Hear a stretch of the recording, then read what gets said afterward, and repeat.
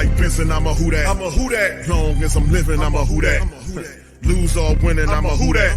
Sports Coma, yeah, this is where we do that. Where we do that, where we do that, where we do that, where we do that, where we do that. Boogie like Benson, I'm a who that. I'm a who that. Sports Coma, this is where we do that. Where we do that. Welcome, welcome, welcome. Somebody please better help. Running this thing like elf. Thank God every day I'm not a felt. Go to YouTube Live with Big Q and the guys. If you ain't ride or die, the bandwagon get flipped. Been marching in, that was way for the ring. I was yelling out your shame for the championship. Fucking on town, duck down. Falcons, pluck, get shut down. Panthers ain't much touchdown.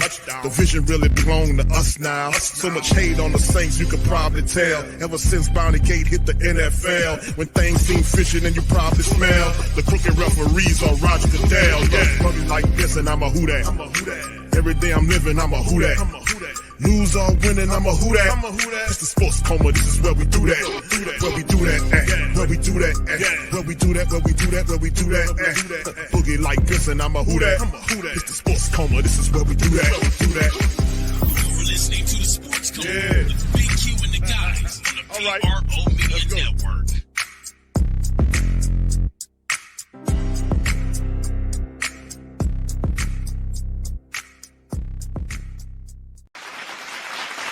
All right, much love to y'all, man. Appreciate y'all for being in the live. Sports Coma, we up in this thing, man. Just getting a ground. Sorry I couldn't be on the live fam for you guys today. I'm in the midst of traveling, but man, I was paying attention to the game.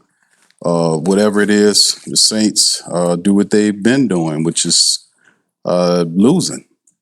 You know, another effort. They came out and tried to attack downfield, which was very positive. But it's just not working, man. I mean, they just make way too many mistakes for a team that's been playing football for what is it now? A month and a half now? Or we had 6 games now? It's too many stupid errors. This is it. And I don't want to disparage my club, but being that we mighty Who Dats, man, I might as well say it. They're stupid, man. They're stupid. They make mistakes at the wrong time. These schemes are dumb. These quarterbacks are passing it too easy. Why are we read back in these formations when we're not pressing these wide receivers? It's just a number of things. There's so many things that I can't even say.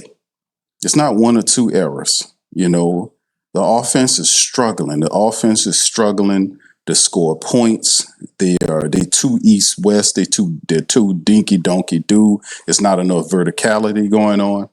They attack downfield a few times. They open the game up on it, but it's just way too much nonsense, man. It's just too much foolishness for this team. Juwan Johnson, with the fumble, head first into the turf, concussed, and then they had his ass back out there the same play. What about safety?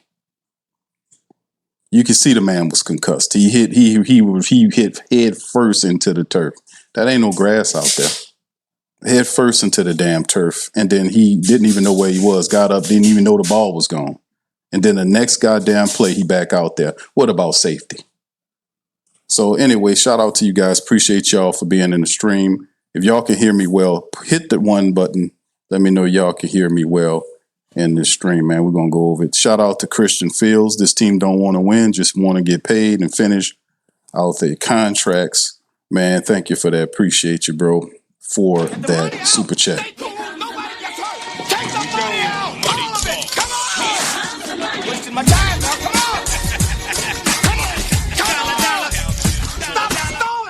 Shout out to the fam, man. Appreciate y'all for being in this thing, man. Yeah, Kool-Aid McKinstry, Revert. Thank y'all, man. Appreciate it. I see all the ones. Much love to all y'all. Y'all do me a service.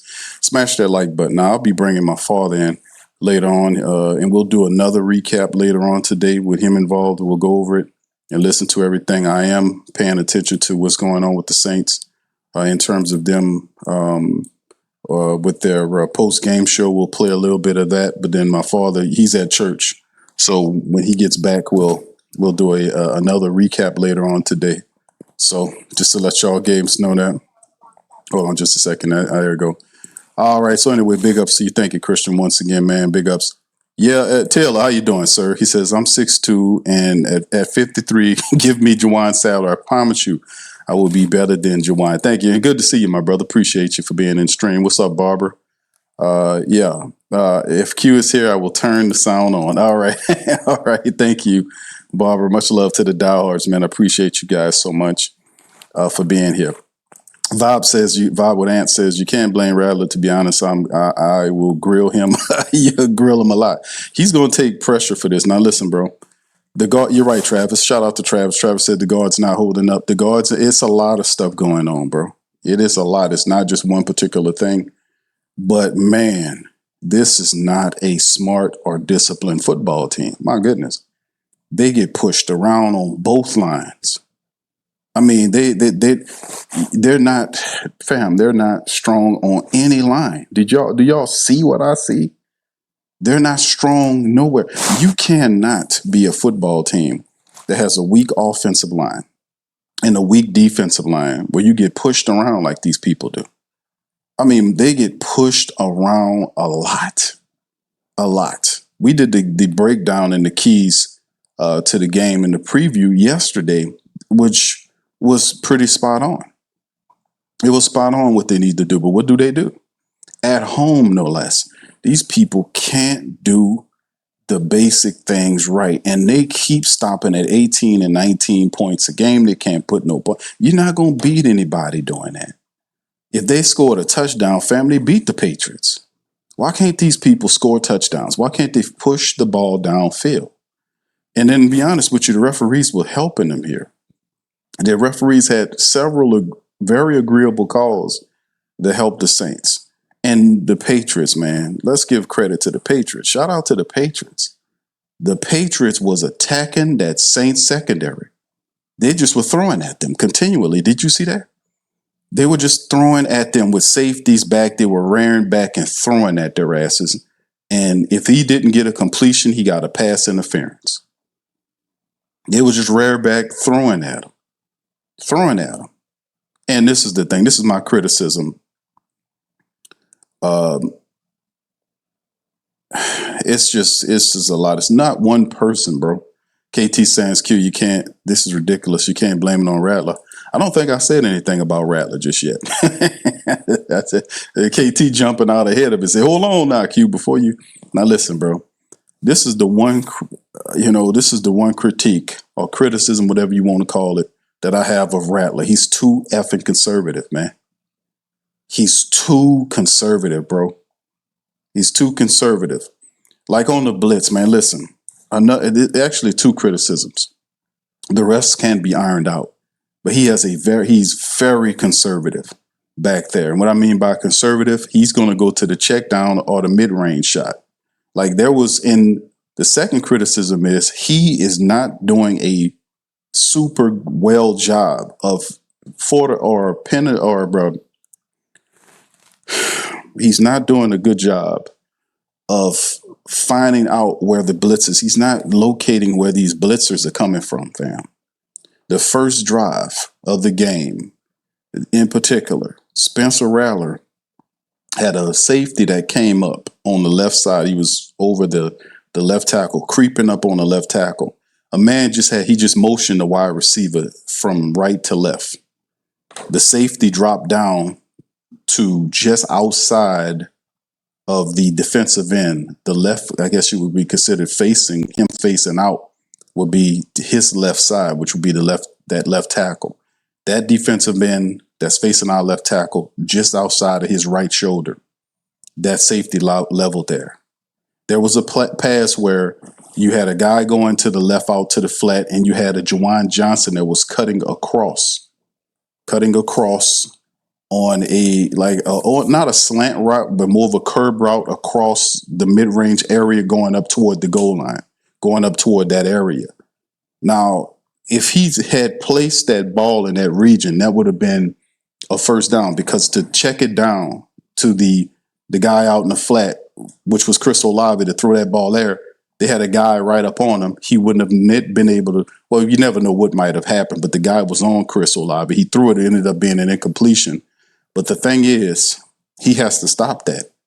And what's going to end up happening is they're going to pull him out of the game. They're going to pull him out of the game because even though he's not making a lot of mistakes, and like the The mistake. See, this is the double-edged sword. Is what I'm saying. Whether he throw the ball down the field or not, they're gonna pull his ass out of the game because the Saints are losing games. They're 1-5 now. They're 1-5 and they're averaging 18, 19 points a game. That's not gonna cut it.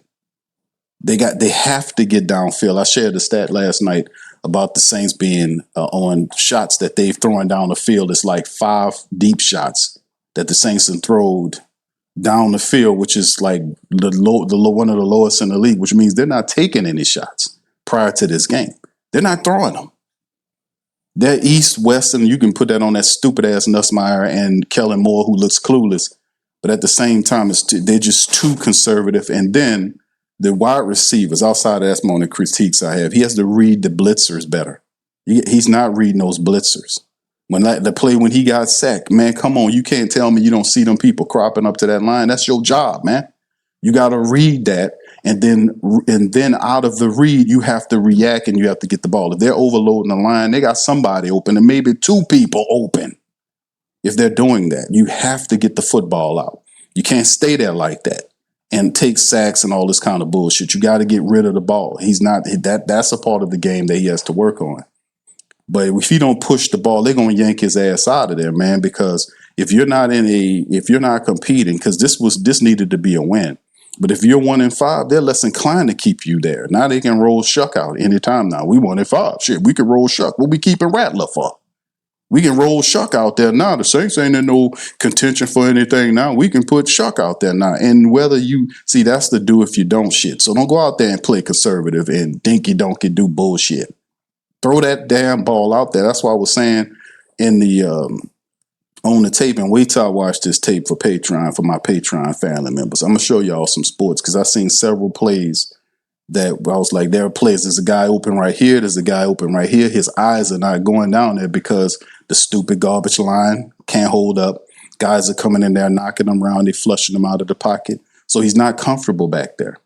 So there's a number of things that's going on that he has to adapt to, and he doesn't have a comfortable home to stand and do his thing. But regardless of not, a lot of people are not going to allow you to use that excuse.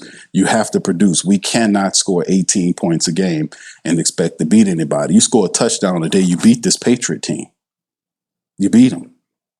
It's a lot of stuff going on. But listen, don't take that as a snipe because most people are going to look at the quarterback. When you're losing games, they're going to look at the damn quarterback. It's just a fact of life. It's a fact of life.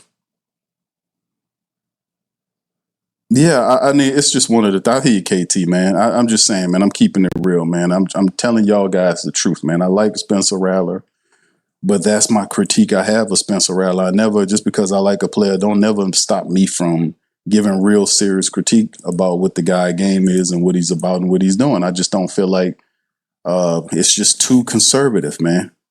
They're not throwing that ball downfield. Now, they tried it today, and they just stopped. They went right back to what they know. This is in their DNA. They're an east-west ass team. They're not trying to look for pushing the ball up the field. Jawan Johnson fumbles the ball in the crucial time and all this kind of bullshit. It's just sad, man. Chris saying, and if that's the case, at least just admit so. Yes, indeed, man. We're going to tell the truth on the Coma. Thank you, bro, for once again for that, man. Appreciate you. All right, shout out to you, Brent. Appreciate you. Brent says, I was secondary. Come on, man. Our secondary. Yes, indeed, bro. Thank you for that. Appreciate you, man, for that. You suck, man. You suck. Garbage. Come on now, dog. Come on, man. The problem is you trying to talk with your shit and you don't know nothing instead of listening. Huh? I'm listening. Okay? No. I get $40,000 and I dare motherfucker to... All right, big ups to y'all, man. Thank you, Brent. Shout out to you, man. You can always count on Brother Gregory to get the laugh, man. Yes, indeed, fam. We're gonna jump in. We're gonna have Kellen Moore. He'll pop up here momentarily to kind of give his game about what happened with the Saints. As a matter of fact, he's up. Let's go to Kellen Moore right now. Here we go, fam. that were presented to us, and every game's going to have those opportunities, and you got to take advantage of them. And so, they won the turnover ratio, they won some of the situational stuff, and that's how this game was decided. And we didn't make enough plays, and got to find a way for myself to coach better, to put ourselves in better situations, to be more successful as a football team, because there's too much good and not enough, in those little margins. And so, medically, I think we're okay.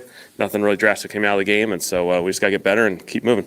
What, in your perception, has sort of been the roadblock or series of roadblocks when it comes to offensive possessions beyond the 50-yard line? It feels like maybe the field condenses and then the scoring isn't necessarily there. What are you looking at? Yeah, that's on me. Obviously, we're not doing a good enough job. We're extending some drives, and then we're not getting the ultimate points that we need out of those drives. And so whether it be settling for field goals in the red zone or getting stalled out just across the 50-yard line, we're not doing enough good stuff. And so, it seems like there's always a bunch of little things that come up, whether it be penalties, missed opportunities, find a way to get that, because, I thought we moved it at a decent rate. We just didn't take advantage of the opportunities when they're presented. What was the issue with the defense being able to guard Keyshawn Boutte, or even the deep passes in general against the Patriots? Yeah, New England made plays. They had one-on-one opportunities and they made plays. And, those are contested, those are challenging situations, but, we got to find a way to come up with more of those on our end. And so, that's what this game's all about. It's one-on-one opportunities throughout these games, and we got to find a way to get it done. This is the fourth consecutive game that the opponent scored touchdowns in the first two drives. Is that a start? Is that It's obviously, we're not starting fast enough from a defense perspective, and we got to play better. We got to have a sense of urgency to get out there and get ready to roll. That's a couple weeks in a row in that scenario, and so that's not the formula we want, to be feeling like we're playing behind for a little while. And so, again, we got to take advantage of opportunities, and they come in all four quarters, and every moment is the same value from the first quarter all the way through the fourth quarter. Kellen, how frustrating is this? I mean, 4 of the 5 losses, 3, 4, 5 plays, you could be having a better record. Yeah, that's what this game is. It's the NFL. The margins are really, really small. They're really tight. They got good players. We got good players. And it's a matter of taking advantage of the opportunities that are presented. And so, we're not getting it done. We're not getting it done in those situations, and we have opportunities. And so, for myself, I got to figure out a way to get us there, because, we're close. We're knocking on the door, but we're not opening it. And so, I got to find a way to do better. Well, they had a few notable drops. Just what did you kind of make of those? And where they dropped, like usually that they dropped? Yeah. Obviously, we'll look at the film to evaluate all the detail of it. But we had some opportunities in the pass game, and so we didn't get it done. Those are challenging plays. I get it. And so we just got to find a way, collectively as a group, to come up with more successful opportunities. What did you make of Spencer? Thought Spencer had some good football out there. He used his legs again. Thought he, got his completions, put ourselves in some situations. We got to finish a couple drives in the red zone. We have some third down ops we don't quite get. And then, he had probably one turnover-worthy play, in the middle. Fortunately for us, it wasn't a turnover. And so, we all have to keep getting better, because obviously we haven't met the standard yet. We're not there yet as a group. Specifically to your question, as an offense, we got to get better. And so, we just got to put our head down and go. How much to the alteration, or what appeared to be an alteration, in terms of the big screen and the direction when Blake was kicking, in terms of going to that kind of blank? Yeah. There's just I think it was just something that has occurred in the NFL, a number of other places, just to, simplify the background. What was your thought process at the last possession at the end of the first half, with 30 seconds in your timeouts? Were y'all thinking that you wanted to run these plays? Yeah. Obviously, if we can get some positives out of there, we'd love to. We got 3 timeouts. We can play that thing through a 4 or 5 play sequence. Got sacked and put us behind the chains there, and just let it bleed out at that point. When a sack like that occurs, I mean, you still have your timeouts, but is it a situation where you just feel like it's only, it would be 15 seconds at that point? It's just Yeah, it was obviously low. Yeah, you're down, with that sack and the extension of the play, we lost one extra down, so now we're kind of down a couple downs there.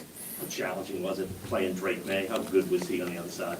He did some really good things. I thought he extended plays. He used his feet in some really timely manners. He sits in there. I thought he played well. We weren't able to get to him. We weren't able to get to him, create the sacks, and create the the rush opportunities on him. We weren't able to impact him enough in the pocket. Is this a game where having a young secondary really kind of highlights?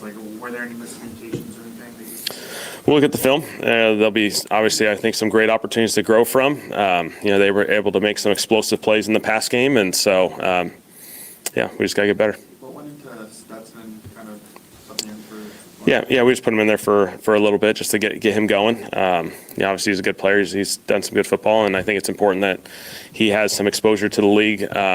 Just as far as if you ever have to put him in there, he's played some football. Similarly with Stallbird, was he a specific kind of third down focus? Like was that his emphasis? Stallbird. Yeah. He's obviously one of those guys. He's kind of had a package in various games the last few weeks, and so he's a good player, and he's earned those opportunities. Mornings are better when you know what to expect. That's why we're here.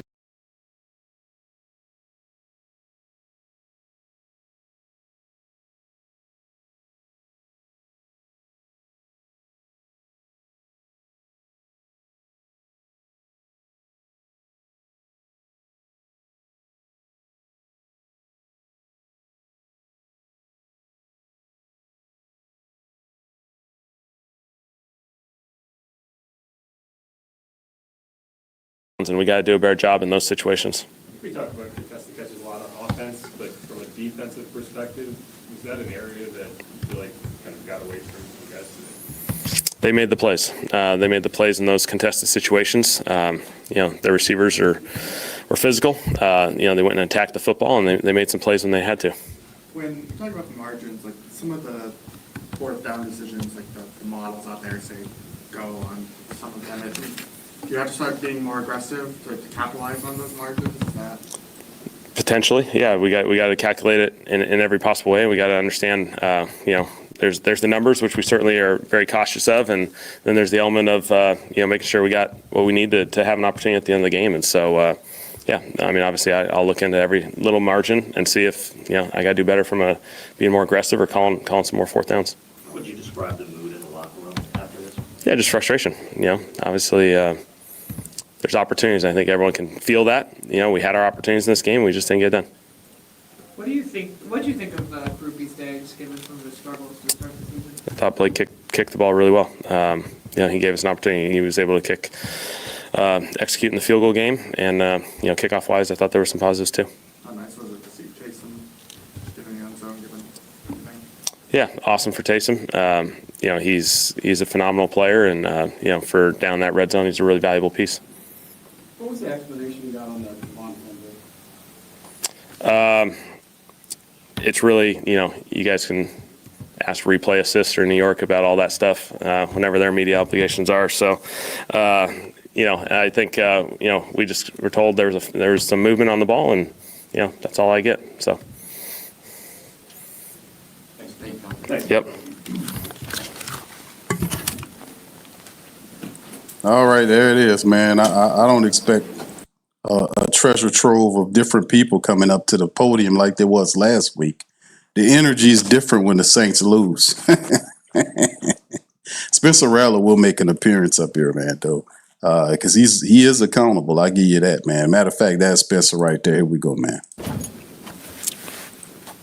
Yeah, so just point off that one, just what's kind of your evaluation, just starting with the offense in terms of what worked, maybe what didn't in today's game. Yeah, again, a game I thought we moved the ball really well, especially in the first half. Had some big plays, had some great plays. Could have been a little better on third down. I think we're in third and long on a couple of those, but could have finished in the red zone a little more. A few plays here and there. It didn't feel like we played poorly. That's the thing. But few plays away. So we just got to figure a way to make those plays.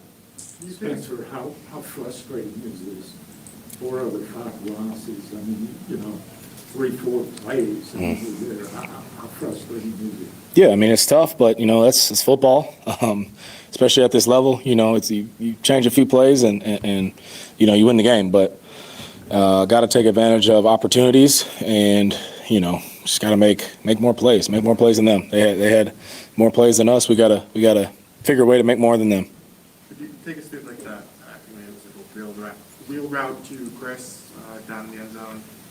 Just the timing of that play. Yeah, thought it was a well executed play. It's a tough one. We worked out all week and felt great about it. It was the right look and, almost made the play. You had a few drops for your own. What do you say in that situation? What do you think kind of led to those? I'm not worried about him. He's one of our best guys, our top guy, and we're going to keep getting him the ball. We rely on him, and our confidence is high in him. Spencer, what's missing in the execution when it comes to getting the red zone, especially on a drive like when you guys started the game, having that 50-yarder and then coming up short? I believe we got down there, ran a keeper, then we're in second and 6, then we ran the ball. Didn't really get many yards. I think it was 3rd and 4. Had man coverage on 3rd and 4. Had the look. They brought safety pressure. That was hot. Had to get the ball out. They covered it well. And then we got a field goal, So it's just little plays like that, man. You just got to find a way to make them. And it's a collective thing for sure. And we know that. Spencer, how would you describe the mood in the locker room right now? Similar to these other games, we came up short in. It's like we're right there, playing against good teams, really good teams, and we're right there. So we're not happy about a loss, but we know we're a better team than our record says. Does it get more frustrating when it's the 3rd or 4th time that you had a shot in the 4th quarter? Yeah, it does. For sure. Got to figure out a way to finish. Jesse, Emmett, is this fantasy? It's There have been opening touchdowns on back-to-back drives in the opposing offense. What kind of goes through your mind when that happens? Like, you feel like, all right, like we need to respond. Feel like what just kind of take us. Yeah, if it has to be a shootout, it has to be that way. Defense is going out there playing hard. They're going to make plays. They had 2 good drives to start. Credit to their offense. They schemed up some good stuff. But we just got to respond. It's a tight game in that first half. I don't know what the score was coming out, but it was close. And going throughout the game, it was close. So got to figure out a way to score 6 instead of 3 and just keep it rolling from there. Hey, Spencer, this is y'all's 3rd game, losing by 7 points or less. How frustrating is that just going out? How close you are? Yeah, like I said earlier, we know we're a better team than our record says. But we have to find a way to win these games that are one-score games. When we have opportunities, and it's a collective thing, and we just got to work on it and execute it in game. The opening pass, 50+ to Chris Bobby, coming out of the gate with that kind of play, just what are your thoughts on that? Just trying to kind of have that big player up. Yeah, we knew we were going to call that play the last few days, and they actually brought an unscouted look, blitzed the corner, and had the safety on Chris, and just created a little time and put it out there for him. After that play, we were like, damn, we're going to roll now. Let's roll. And you hate to end up with 3 on that drive. That should for sure be a touchdown. So, got to figure out a way, no matter what it is, to get 7 points on the board, especially after a big play like that. Did you get a chance at all to watch Drake May I don't know if you're looking at what you're going to do next or seeing what they do. What were your impressions of his day? He's a good quarterback. He has a great feel for the pocket, can use his legs, can see the field well. Had some nice plays designed today, had some open stuff, and he hit it. Simple as that. They executed. Executed more than us. So he had a good day. Shearers made some great plays, and they, had a good game plan, and they just made more plays than us. To be part of the same draft class as Salmon, to have it go down the line, I feel like you're proving anything here to people about your game, your performance? Sure. I want to put my best foot forward every game, every chance I can. I don't want to go out there and, look bad. I want to go out there and be sharp, play clean, make some plays, keep us in the game, and ultimately win the game. So, again, it's a team thing. But we got a lot of playmakers on this team. We got a lot of great players, and like I said earlier, we're better than what our record's saying right now. And we got to figure out a way to finish these games out. You set a new career high again this week for yards per attempt to play ball correctly. What has worked over the course of the past couple of weeks and just allow y'all to kind of open things up and maybe take some more shots? I think just the confidence in our group. We got playmakers, seeing the field well right now. We're getting in, I feel like, good calls. And, They didn't do much to stop us early on. We were moving the ball really well, throwing the ball. I thought we could have ran the ball better today. But however the game's got to be won, that's however it's got to happen. So we got to figure out a way to execute.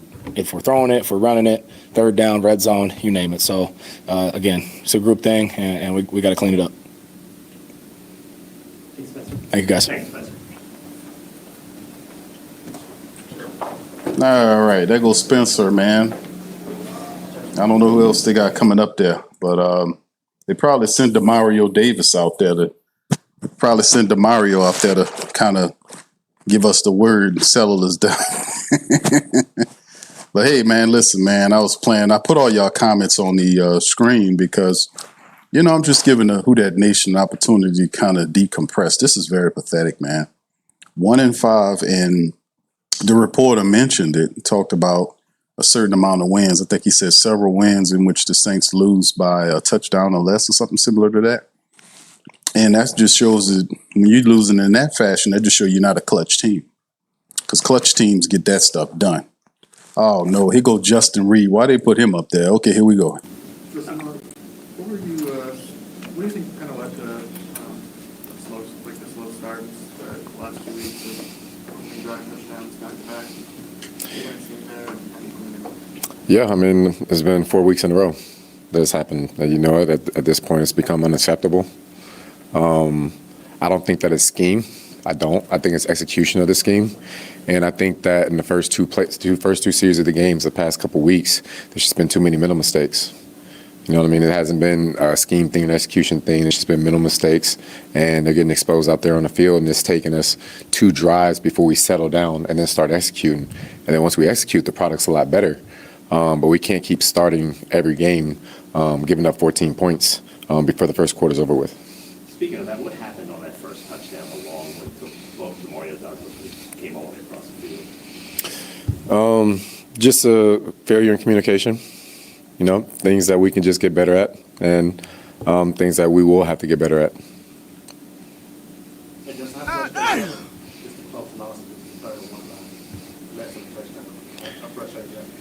Yeah, we don't live in a league that we get moral victories for being close.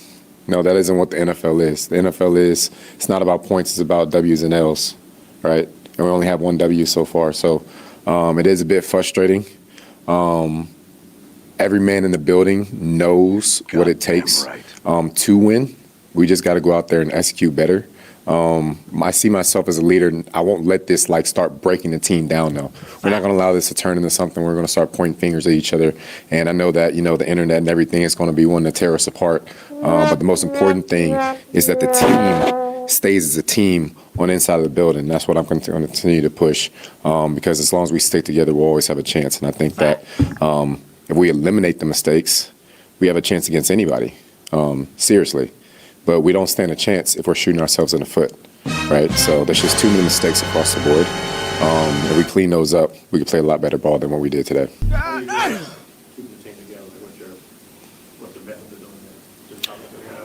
Yeah. First of all, every play that was a quote-unquote bad play is all 11 guys' fault. Every one of them. It's not pointing the finger at one guy here or one guy there because there isn't any one of us that played a perfect game today, right? So it's just about cleaning it up, and it's like, hey, as long as we look out for each other, we have each other's back, we communicate better, we slow the game down faster, right? We don't take 2 drives to slow the game down and start executing. We start executing from the jump. We're going to have a better shot. More do you want from me? Drake is he's a consistent guy. I mean, Coach Vrabel over there does a great job. You could tell that they're well coached. It's a fundamental game plan. They didn't do a whole lot. It's about fundamentals, eye control, and disciplining gap integrity. And I think that he managed the game well. They just had some long drives there, ate up a lot of clock, and then a couple of times in the game he made plays with his feet when he needed to. But for the most part, he stayed calm and collected. So I think he did a good job.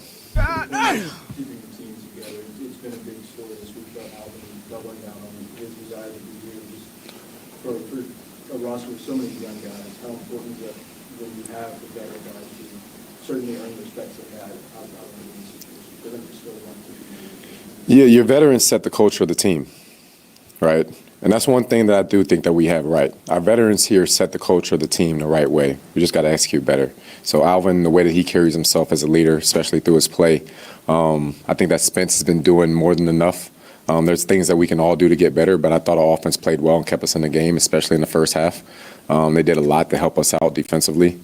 But as long as your leaders stick together and your leaders remain tight and it doesn't turn toxic or the locker room starts falling apart, right? Because we've all seen those teams. I've been on teams like that before in my career. So you don't let it get to that point. There's always time to turn it around. We haven't played a single divisional game yet, right? So everything that we want going to the playoffs and beyond, everything that we want is still in front of us, right? So we're going to continue to attack that and execute it. Justin, what was it about the matchup against K-Sean that was troublesome today? I think that he's just a talented kid. We knew coming into the game that he wins a lot of 50-50 balls. That's how they view him. It's like, hey, if we want to take a 50-50 shot, the ball's going to go to number 9. And, you know, he won a couple of them. And, yeah, that's what happened. Cool. All right. Thank you. Appreciate you guys.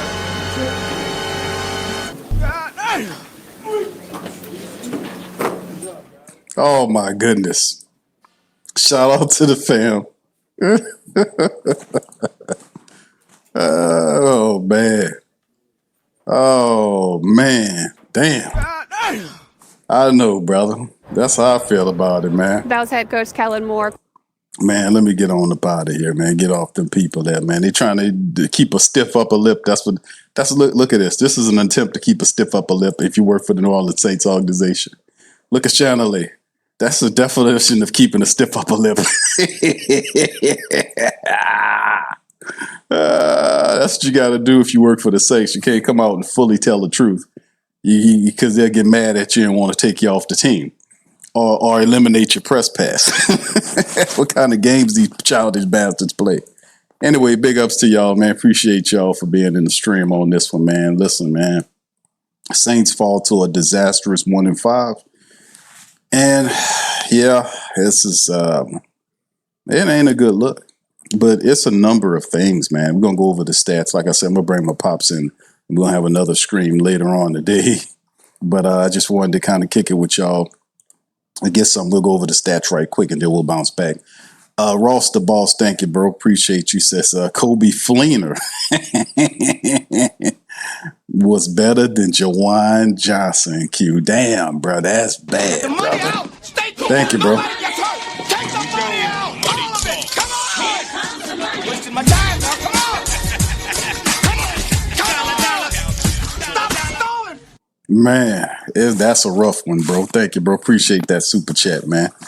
All right, but anyway, fam, it's a lot of stuff, man, to kind of talk about this. We were going through our breakdown. I didn't get all the way through. I think I stopped just at the quarterback because that's always the thing.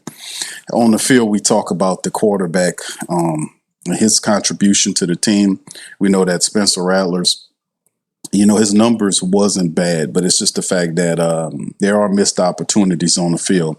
The offensive line is not doing what it's supposed to do either. They're not running. They're not doing a very well job of running or pass protecting the quarterback through 6 weeks. The defense is giving up not turnovers. They're giving up runs. They're allowing them to get first downs. It's very, very easy to move the ball against the Saints in the first half, and then they'll have a couple of drives where they'll put their feet in the soil and try to resist. But it's too easy to move the ball against the Saints. I mean, they're playing 10 yards off the people. Like it was a play where the quarterback where Drake May fired the ball. I think it was to Keyshawn Boutte toward the right side of the field. And Alontae Taylor was 10 yards off of him. All the man needed was 5 yards for the first down. What kind of stupid ass football is this? I mean, seriously. I mean, this is not smart football, bro. Then you run up and make the tackle. You allow them to. I don't like you allow him to make the tackle and then run up to try to tackle him, and some of the times they miss it. So it's just foolish. It really is stupid. But at the end of the day, man, it's sad too. But let's kind of look at these statistics for the game, man. The Saints, 17 first downs versus 19 by the Pats in the game. The Saints were a horrible, stinking 3 of 19. 3 of 19 on third down. The Patriots was 6 of 13, almost 50%. 1 or 2 on 4th down. So they got wherever they want, whenever they want. You can see the total plays. Pats 58, Saints 51.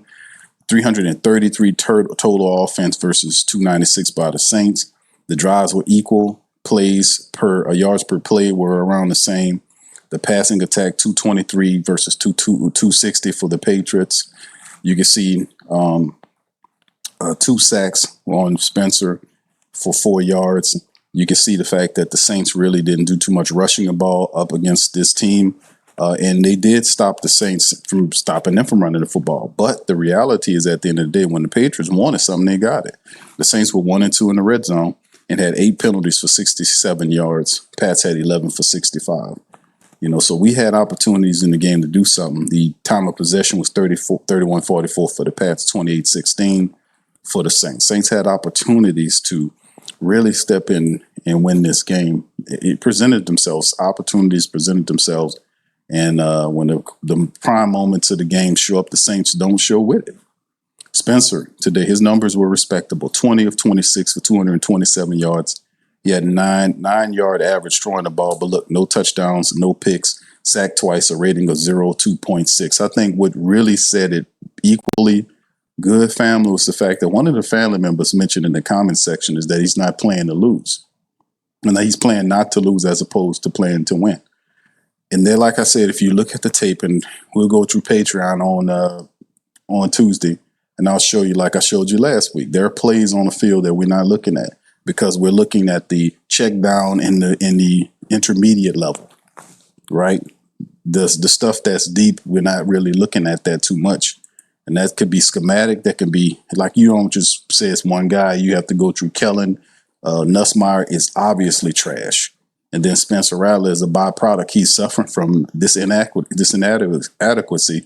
that Nussmeier has with this offense. We have to turn this around. We have to be more balanced in our approach moving forward. Alvin Kamara today, 10 carries for 31 yards. He was dealing with the ankle, but he turned in a 31-yard performance. Nothing spectacular about it today. Kendre Miller, 8 for 21. Spencer scrabbled 4 times for 20 yards, and they combined for 73 yards. Taysom had one run attempt for a touchdown. They didn't use Taysom after that. Taysom didn't catch any no passes. Now look at this. The last game, this is how trash and inconsistent Doug Nussmeier's play calling is. This is how trash it is. You get Taysom Hill back. At the back of the game last week, they was trying to have him to do everything. This game, they gave him the ball one time. He made a touchdown pass. He was out there on the field, but the Saints never threw to him. They never set up a play where he can be involved. Like he, as a wide receiver, he didn't have a catch attempt as a tight end or as a wide receiver. Foster Monroe had one on him. He wasn't throwing that at all. Taysom wasn't throwing that at all today. He was simply a non-factor outside of the touchdown. The only touchdown the Saints offense put together was from Taysom Hill. But yet he disappeared after that.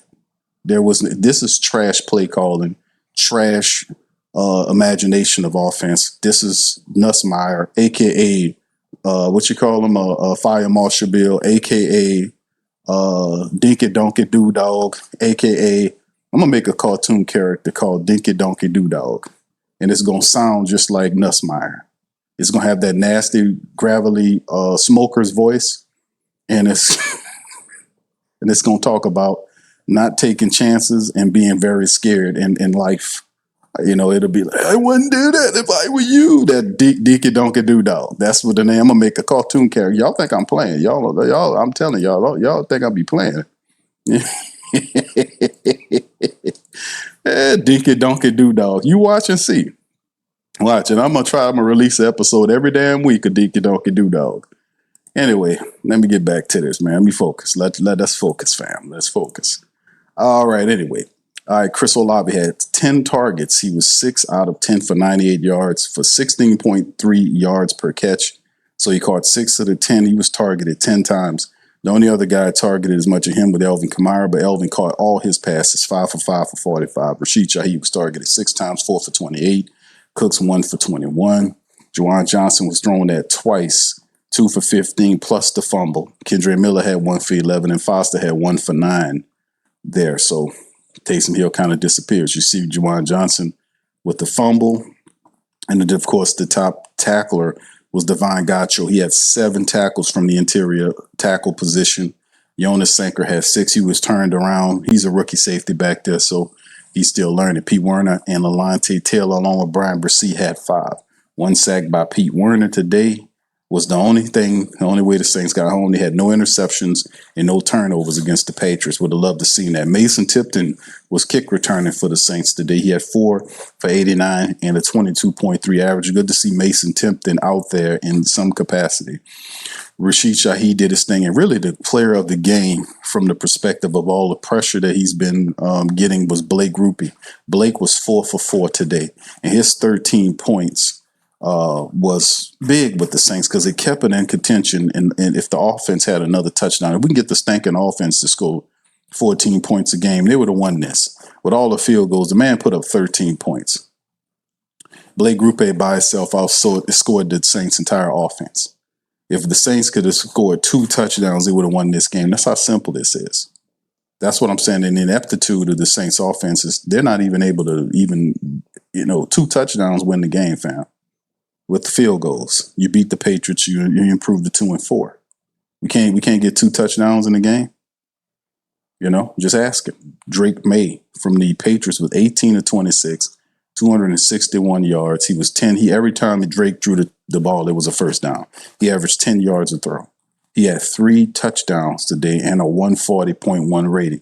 This is the common trend that I've seen throughout this season. Maybe not for the last game, but for most games, even maybe the last game too, in exception to maybe the 3rd and 4th quarterback.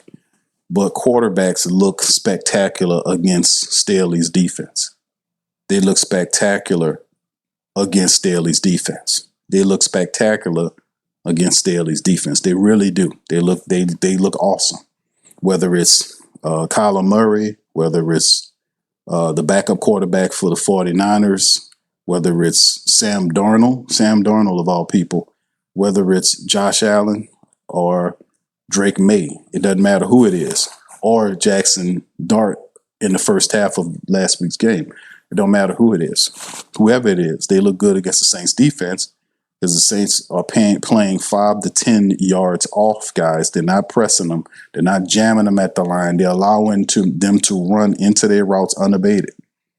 If you watch some of the plays today from Kool-Aid McKinstry, they wasn't jamming it at all. Dude ran right past Kool-Aid McKinstry. That's how he caught that ball. Keyshawn Boutte was cooking him all damn day. He's back now, Crystal Light McKinstry. He's back Crystal Light McKinstry. Until you can steadily do that type of stuff every week, you have now lost your moniker again. You're now Kool-Aid. You're not Kool-Aid McKinstry. You're now Crystal Light McKinstry once again. You can't have guys cook you like that. And that's what Keyshawn Boutte, who shout out to LSU, my guys.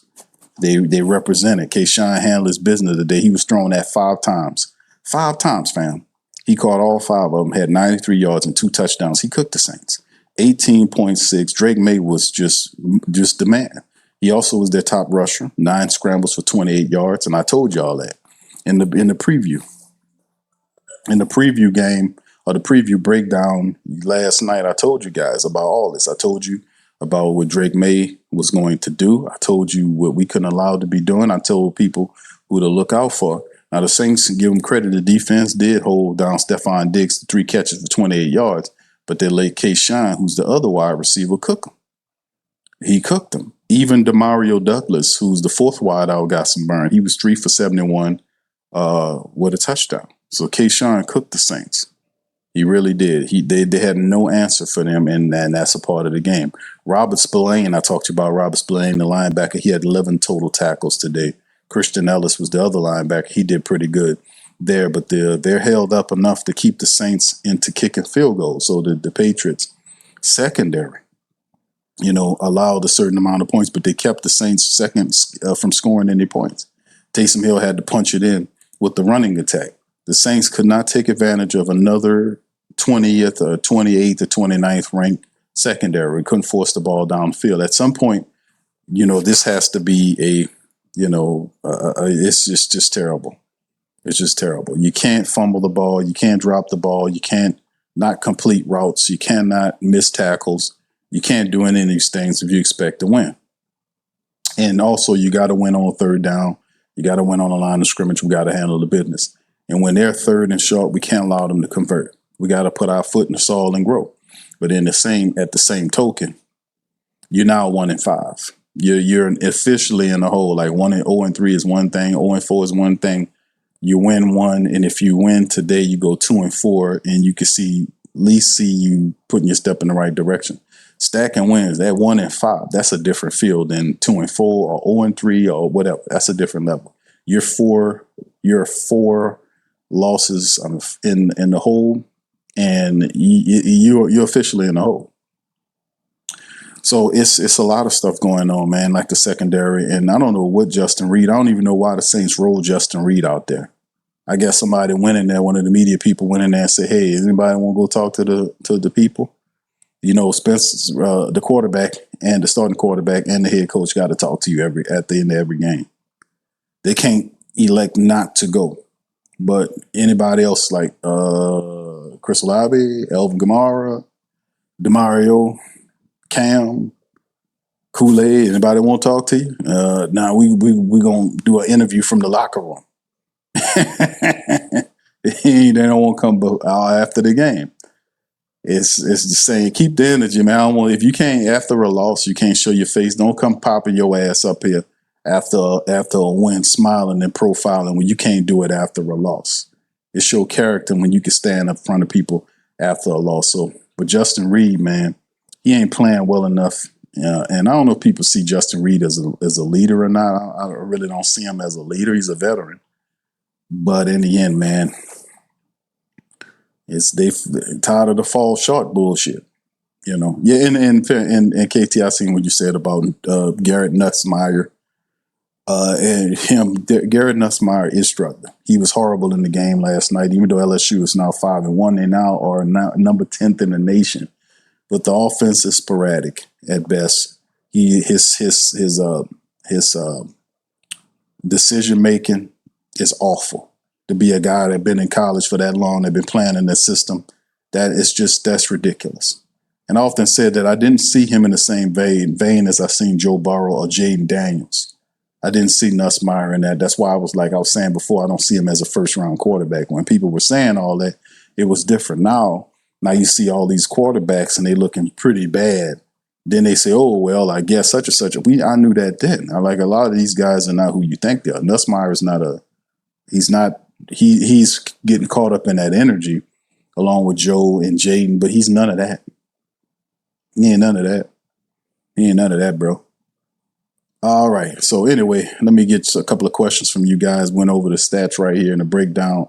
And let me do this, fam. Also, let me go through the scoring breakdown for the game so y'all can know how this went. And I know most of y'all seen it, but some of y'all might have been see the scoring plays or the scoring breakdown.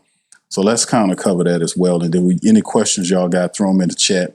And then after that, we'll get ready to end the stream, man. So anyway, let's get it right into it. Once again, shout out to y'all. Please do me a service and hit that like button and the sub button. If you're listening to me via X, please do me a service and give me a retweet on X. Retweet this for me.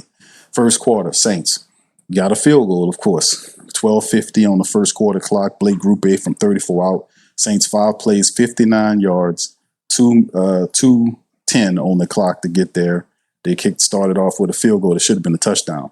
The next play, the touchdown is by the Patriots. 10:52 on the first quarter clock. DeMario Douglas, a 53-yard burn pass from Drake May, got behind the safety Jonas Sanker. 4 plays, 65 yards, under 2 minutes, 7-3. The next play in the same quarter was a field goal. Saints return the favor. Blake Group from 48 yards out with 5:05 remaining in the first. It was 10 plays. Saints went 10 plays, 43 yards with 5:47 to kick a 48-yard field goal. Blake nails it, makes the score 7-6. Saints feeling close. Next play, the Patriots go back to business. With 33 seconds remaining on the first quarter clock, Kayshon Boutte, 25-yard pass from Drake May with 6 plays, 69 yards, 4:32 on the clock. They make it 14-6. Here come the second quarter. The Saints answer with the first and only touchdown of the game from the black and gold, and they take the lead for a little bit, matter of fact. It's Taysom Hill. They go 9:42 on the second quarter clock. They marched 11 plays, 60 yards, almost 6 minutes, and Taysom Hill punches it in on a 1-yard goal line run to get the Saints to lead 14-13. Then the Saints even begin to kick another field goal later on at $1:51 in the second. Blake Group A then comes back with a 38-yard field goal, 8 plays, 27 yards for 4 minutes. The Saints go up 16-14, and they'll never see the lead again after that. The Patriots then respond with 31 seconds remaining in the second quarter. Kayshon Boutte once again, 29-yard pass from Drake May to make it 22-16. It was 7 plays, 73 yards, a minute and 20. So they go 22-16 into halftime. Saints having an opportunity to respond in kind. They do not. Starting off the third quarter, the Patriots get the ball at 7:26 in the third. The field goal kicker, Andy Borgalis, hit a 24-yarder, makes it 25-16. They went 12 plays, 50 yards, and ate up 7 minutes and 34 seconds of the clock. A lot of stuff happened between then and now, and ultimately the scoring drive culminates with the Saints' last points, which was a 54-yard field goal at 13:41 with 7 plays, 25 yards, just under 4 minutes, and they finished 25-19. And that's pretty much how the game ended for the black and gold. So that's the scoring drive right there, man. And very sad, man. But Saints sitting up at 1-5, fam, sitting up at 1-5 in the NFC South, as you can see right here, the NFC South. Tampa Bay 4-1, Carolina is 3-3, Atlanta 2-2, and New Orleans are 1-5. They're in the cellar, stanking it up, man. Terrible, terrible, terrible, rotten performance by our team today. Just ridiculous. Anyway, let's look at some scores, man, as well, to kind of go over with the family members the scores of what happened so far in the NFL. You can see the Raiders are leading the Titans 10-0 right now. Right before halftime, the Bengals just got it in the second quarter.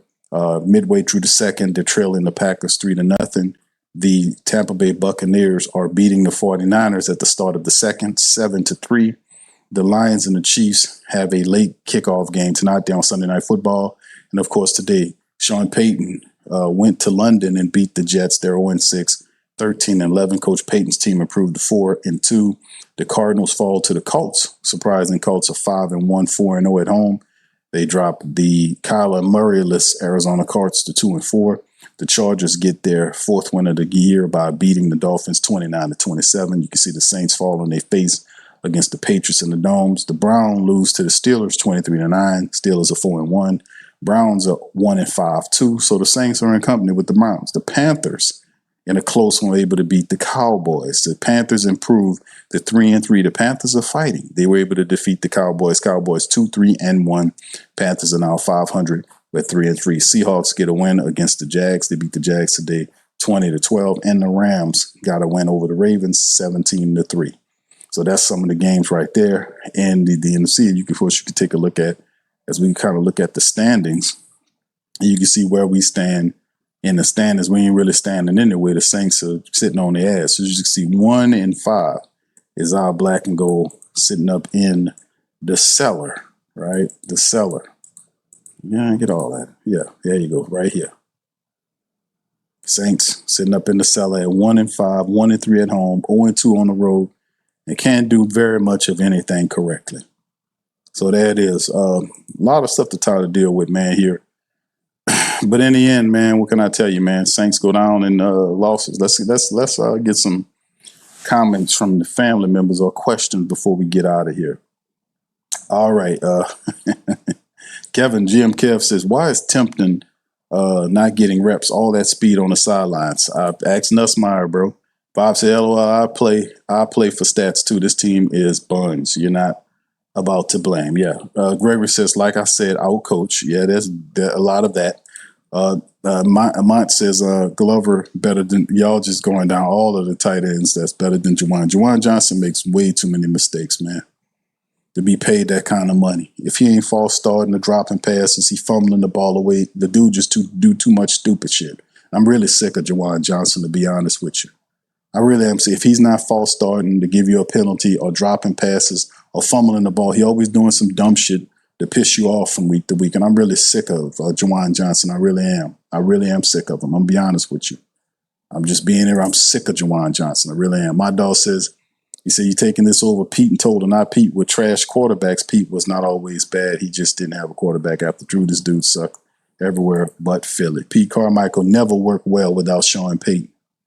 Pete Carmichael is one of these guys that go and get coffee for you. Pete Carmichael ain't nothing nobody respect. That's why he never took a job nowhere. He only works well with Sean Payton. They had people wanting to hire Pete Carmichael to be their college coach. He turned it down because he's not that type of dude.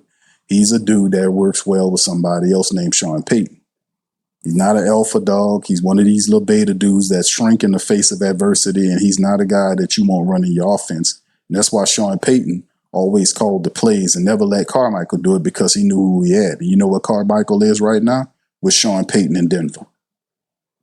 Just keeping it real. He never done nothing without Sean Payton. All of them never done nothing without Sean Payton. That's the truth, including Mickey Loomis. That's the truth. That is the truth. All right, Duke says, Big Q, tight end H. Johnson is known for either dropping passes in key moments or fumbling in key moments of the game. I'm sick of Juwan Johnson. I'm not lying, bro. Sick of him. He always doing some stupid stuff. If he ain't dropping the pass or missing blocks or fumbling the ball or false start, he always doing some dumb shit, man. I'm sick of that dude, man. KT says, Q, he's not even Crystal Light McKinstry. He's generic drink mix powder McKinstry. Yeah, Kool-Aid McKinstry, if you watch the film, when he got burnt by Keyshawn Butte, he some kind of way worked his way behind the back of the wide receiver.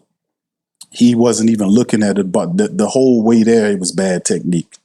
The whole way there, he didn't position himself to make the play. The whole way there, he wasn't looking for the ball. The whole way there, he was bad the whole way. Started off bad, got burnt the wrong, never turned his head around, and then some kind of way found himself behind the receiver and became a cushion for him, basically a mattress for him to catch the ball inbound. He didn't even pull him out of bounds or throw him out of bounds so he couldn't put his feet down. So it was a lot of that, man. So, I ain't going to say too much about it, but it's not one dude. It's all of them is doing all of them are doing a shitty job. Yeah. Andre said we lost to a good team by 6. It's not that, bro. It's not the fact that the Patriots are proven to be a good team. We knew that when they beat the brakes off of Carolina, who beat Dallas today. They also won by 3 to Buffalo. They're playing good football, right? They've gaining their confidence. Their players are playing well. They're a good team, but the Saints have played well enough to win games. It is not good for your team only to score 1 touchdown. The team is averaging 18 points a game. They scored 1 touchdown off a run by Taysom Hill today. People can't look past that, man. None of your people are hurt. Chris Olave, Rashid Shaheed, Elvin Kamara, he had a little gimpy ankle. Taysom Hill is back. You got all these players. People can't sit up here and use the excuse. I'm not saying you are, bro, but I'm just saying in particular, all your people is there, is what I'm saying. Listen to what I'm saying. All of the Saints stars and playmakers are available. There is no reason why this team shouldn't be scoring touchdowns. All their guys are there. All of the people are there. If all your people are there and they're not getting where they're supposed to be, like getting vertical and making plays, listen, this is a Nussmeier problem. Saints didn't have no goddamn problems throwing the ball, getting vertical in seasons past. Now, even with Carr was the guy that threw the ball down the field, and Chris Olave and Rashid Shaheed are wide receivers from the past. In recent memory, were good at catching the ball deep. They never had a problem with that until Nussmeier rolled into town. Now all of a sudden they don't know how to throw the ball downfield. This is a Nussmeier problem, bro. These other guys been catching deep passes for their careers. They've been catching deep passes. This is a Nussmeier problem. This is his stupid ass. This is his smoke a breath ass. That's him doing this. That's him. The Saints, none of these guys had problems catching a deep ball before he rolled into town with this stupid ass stuff. Even the commentator said it. The commentator said, man, You know, he says the Saints they don't have a play action game. I was like, yeah, they don't have a play action because they're not respecting. How are you trying to play action teams and they don't respect you running the ball? That's how stupid that guy is. That's how stupid he is. They're trying to play action, and nobody's scared of you running. The play action only works if they have fear of you running the football. That's fundamental about the play action. They only bite if you are a threat to run. But if you're not a threat to run, they're not worrying about you on the play action. All the teams do, they're just going to junk up the 10 to 15 yard area that you like to go east and west in. That's why that's why everything looks tight. Because this idiot is still trying to run the east to west offense, and the defense is cluttering up that area, that space. None of these people had problems going vertical until this guy rolled up in here. I'm just keeping it real. This guy rolled up in here with this dinky donkey do east-west bullshit, not taking advantage of wide receivers who have speed and are good in the vertical way. He's not using none of these guys properly. The whole Taysom Hill. Listen, I'm going back to the Taysom Hill thing. Listen to me on the Taysom Hill thing. Taysom scored the only touchdown of the game for the Saints today. He had one touch. That was it. The touchdown. The single only touchdown of the game. They didn't go back to him and try to throw a pass to him. They didn't try to give him the ball to run again. They didn't. You see what I'm saying? They didn't put nothing together to get him involved to make him a play. That is a stupid ass Nussmeier problem. That's an offensive coordinator problem. He's not coordinating the offense. He's not taking advantage of these players because he doesn't know how to use these players. He doesn't know how to use the players that he has. That's what I'm saying. That's why it's confusion there. And then the offensive line coach is doing a subpar job too in helping with these offensive linemen. They're not clearing out anybody, not consistently. They're supposed to play with mean and reckless abandon, and they're not doing that. You know, y'all gonna watch the tape and see that when you see the Saints running backs run, you'll see the defenders tackling them. They're falling forward and then go ahead of the running back and see they got Saints blockers 3 to 4 yards ahead of the running back. How that work? How the hell your offensive lineman 2 or 3 yards ahead of the running back? And a running back there getting tackled by the New England Patriots players. How that work? Explain that to me. Because they don't know what the F they doing, man. You can see it on the film. Like, these people don't know what they doing, dog. They don't know what they doing. Greg says, Staley's defensive scheme exposes all FI defensive weaknesses. He doesn't like to do the press. He doesn't press enough for me. He keeps these guys 5 to 10 yards back. That's why they can easily pass. That's why you see quarterbacks have higher percentage ratings over the last 6 weeks against the Saints secondary because they're not pressing. Plus, there's no blitz hitting or going at the QB. They're not getting to the quarterback to force him to make a decision early. And also, with the Chase Young came back there and provided somewhat of pressure, but that wasn't, it wasn't enough because when the Saints pressure these guys, they don't contain. They're stupid. You don't press. You don't just sense. You don't just do dumb blitzing. That hurts you when you blitz a quarterback and you don't contain them. If you're going to blitz them, you have to be intelligent. If you're going to blitz them, you got to be maintaining gap discipline when you're blitzing. So you don't provide a way for the quarterback to escape out. Remember, the Saints only had 1 sack today, and they had all them blitzes called. They got 1 sack today. Why? Because the reality is, Drake May is the team's leading rusher. He leaking out, picking up first downs, running upfield because you don't know how to blitz. You blitzing and not containing it. What good is blitz without containing it? You're hurting yourself. So it's just a bunch of nonsense. They do a lot of dumb shit, man. I'm like, man, it's a team of veterans, man. It's supposed to be veterans that know better. And then you heard Justin Reed talk about that this is a veteran-led team. Really? Dude, what is you talking about? DeMario Davis and Cam Jordan, they ain't doing shit out there. They're not doing anything. The guys with the C's on their chests, the captains aren't doing anything, man. This is a veteran-led team. The young guys are making plays, trying to make plays. But at the end of the day, the veterans are failing. I've been saying that. Then I put one in the chat if you heard me saying that.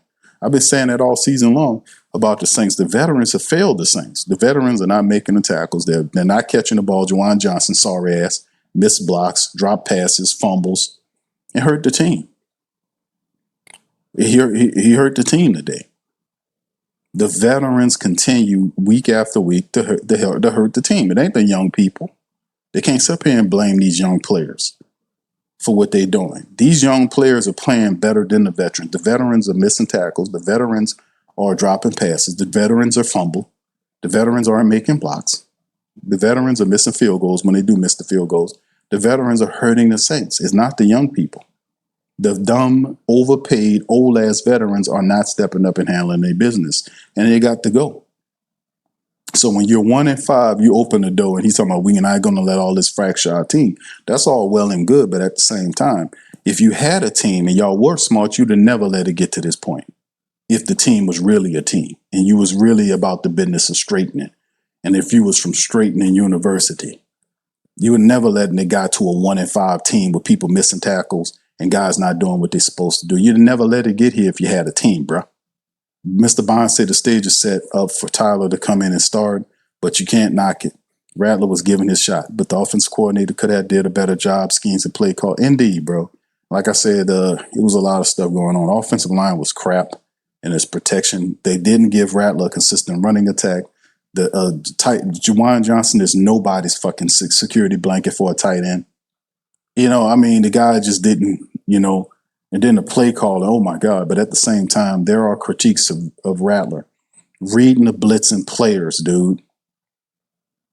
That's something I say, what is Rattler doing? Bro, you see the safety come all the way up from deep in the field and get right up on right on that opposite left tackle shoulder. Your left tackle, his defensive end's right shoulder.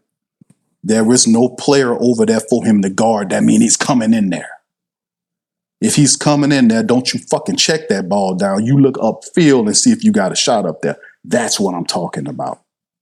Don't check that ball down to that man and he 2 fucking yards behind the line of scrimmage and the man on his back. And that ended up being an incompletion anyway. That's what I'm saying when you playing it safe. Just to make the completion, to throw the ball out there to the no. Force that ball up the field in the corner. You had a guy, the tight end, cutting across the field. You put it out ahead of him. That would have been a better play. Y'all will see what I'm talking about when y'all look at it. The plays are there. They're just not getting, they're not utilizing them. He playing way too conservatively out there. And that's why I was mad too in the breakdown last week, and I'm pretty sure I'll be mad this week too when I look at the footage, because there were plays. I've seen at least 3 of them just by watching the game that was out there, that we went to the mid-level or the check down as opposed to the shot upfield, because it's safer to do that. See, the pressure of him being yanked is to the point where he wants to try to play. You can't do that, bro. You got to go out there and you got to live.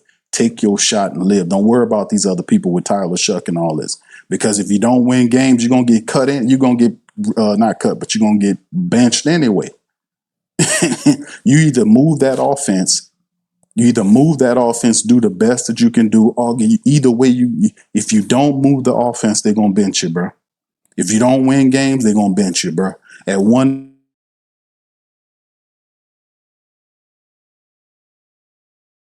that messing up.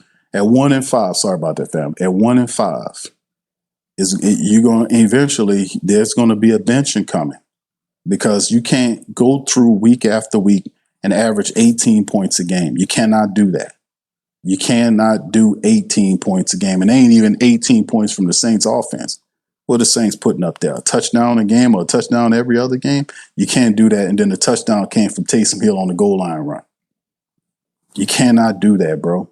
Regardless, you can't do it. They're going to put you on the bench. So, numbers are not, the numbers don't mean anything if it's not coming with, like, the verticality of the offense is non-existent. The Saints are not getting down the field. But like I said, I like his attributes, but seeing that blitz, bro, you seeing these guys come up there, it was one of the plays where they packed the line and he got sacked on the play. Like, you mean to tell me you don't see them fucking people there, bro? You don't see them people there? What you looking at, dog? They right there. It wasn't a surprise blitz. They were right there, dude. and you got sacked, bro, what are you doing, man? That's what I'm saying. If you got all those guys blitzing and coming in here, they got 2 or 3 people out there open. What you doing, man? So this is what I get mad at, and this is what's going to end up happening. Like them or not, man, you got to move that ball out of there, dog. You can't sit there and watch blitzing players sit there, look at them coming in there after you, and you got looking up the field to punish them when they doing that. You punish a blitzing defense. When they coming in there, you get that goddamn ball out downfield because you got one-on-one matchups out there. You get that damn ball out there. That's what I get mad at, man. Get that shit out there, man. 18 points ain't gonna cut it. They're gonna bench your ass behind that. That's not gonna cut it. 1 touchdown from Taysom Hill on the run from the Saints offense is not gonna cut it, man. That's not going to work.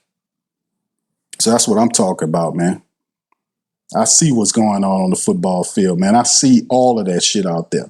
And I watch the film and I'm telling y'all, there's opportunities out there. And instead of taking the shots, we checking it down or going to the intermediate level. That's bullshit, man. All right, anyway, man, I'm sorry I got a little upset there, fam. But y'all see I'm kind of passionate about this here. KT says there he go, Q, defending NFL Lonzo Ball again. Nah, I ain't defending Chase Young. Chase Young ain't do nothing. KT ain't do enough. He ain't doing the Saints. He didn't do enough. I'm not defending, like you call him Lonzo Ball. I'm not defending none of these guys, bro. They losing. Chase Young didn't get a sack. He didn't get a sack today. He didn't really do anything purposeful. He didn't hold up in containment. Drake May still ran around and made plays. He didn't really do anything. So no, I'm not defending him. The way I look at it is he is not making an impact. Him, Cam, DeMario, none of them cats making an impact. They're not making an impact. What's up, Demi? Good to see you too, Demi. Shout out to Demi. Shout out to my queens out there, man. You know what I'm saying? Y'all don't like to see, I'm sorry y'all seeing me get animated here, but y'all know how I am sometimes. English says Elvin and Kendrick both today couldn't cut off Will anytime. And what else? What is the offense based on, run or a pass? I honestly don't know. They don't have an identity, Brother English. They don't have an identity because they're not a respected run team, because they keep doing that stupid ass play action, dry ass run, as opposed to just line up and mano-a-mano. Why y'all got to do all that? Why you can't use the power eye and just hit these people? Well, you see what I'm saying? Fam, why we got to do the trickeration? The play action bullshit don't work unless you running the ball well. They're not establishing on the run for the play action to even work. That's when nobody biting on it. That's why I'm criticizing it. Where is that coming from? Fam, listen, I'm telling y'all the truth on this. I'm not feeding y'all a bunch of BS, man. People really want to know what's going on with the Saints and that offense, and I'm telling y'all the truth. This is 1,000% truth about the Saints. It ain't got nothing to do with likes or dislikes. I know some of you guys like some of these players, and I like them too. But liking them don't have nothing to do with me telling the truth about why this team is 1-5 and how these same players are involved. I have no bias on none of these. My only bias is to the truth. I have to tell the truth. I have to keep it real. That's how I built this platform, and I have to tell y'all the truth. That's how people respect and love me, because they know I'm going to keep it real. I'm not going to placate you, and I'm not going to lie to you. I'm going to tell you the truth. And I'm going to get involved with straightening. I believe in straightening. I believe in straightening to a high degree. Straightening means giving you the truth and ironing out the wrinkles and knocking out all the BS. I'm going to be straight with you. I'm going to give you a straight game and tell you the truth. And this is the truth about the Saints. You want to know what's wrong with the Saints? I'm telling you what's wrong with the Saints. The tape is true. Spencer said today he don't think they played that well. Spencer's mistaken. He said they played well. I don't think we played that bad. No, Spencer, you're wrong. You played this team. This was not good football, dog. Y'all didn't score. Taysom Hill had a now you got him down there, but you're 6 weeks in. They're 6 weeks in, and you're still dealing with the same bullshit y'all been dealing with when y'all was in week 1 and week 2. There is no progress being had here. There's no progress. And that at that level is on Nussmeier, your offensive coordinator. This is a bad offense because they don't know what to do with the people that's in there. Chris, listen to me. I'm going to say this again for the final time. All of your weapons are available. All of them are still there. Chris Olave, Rashid Shaheed, Elvin Kamara. He had a little ankle, but he played. Kendrick Miller is healthy. When the last time we seen Kendrick Miller healthy for this many games? You get what I'm saying? You have all of your people. You got Taysom Hill back, and you still can only score one touchdown on offense. That's on the level your offensive coordinator is stupid. He don't know what to do with his players. He don't know what to do with you. He got guys east, west, and all day, and very few routes where they're getting vertical. There's no verticality in the Saints offense because this is the coordinator. He want to cross you up, and a good defense is just going to jam up and play they effing players within that 10 to 12 yard bubble and junk it up for you because they know you don't know how to shoot the ball down the field. So what's the answer? You have to stop weak draw, that dry desert biscuit bullshit ass draw the Saints like to run. They're not getting anything out of that. It's not making anything. Why can't you use the power wide formation? Why don't this offense has a fullback? Man. Mine says how the F is they know that's the type where you said old and young different words that ain't no Taylor. Greg says it's all a setup for Tyler. I don't think it's a setup for Tyler, bro. I think the Nussmeier really don't know what the F he's doing, bro. Let's just keep it buck. Nussmeier don't know what he's doing, and he don't know how to use these players. The Taysom Hill example I gave you shows he don't know what he's doing. How do you give Taysom the ball one time or let him touch it one time? He's responsible for your only touchdown of the game. Shows he don't know what he's talking about.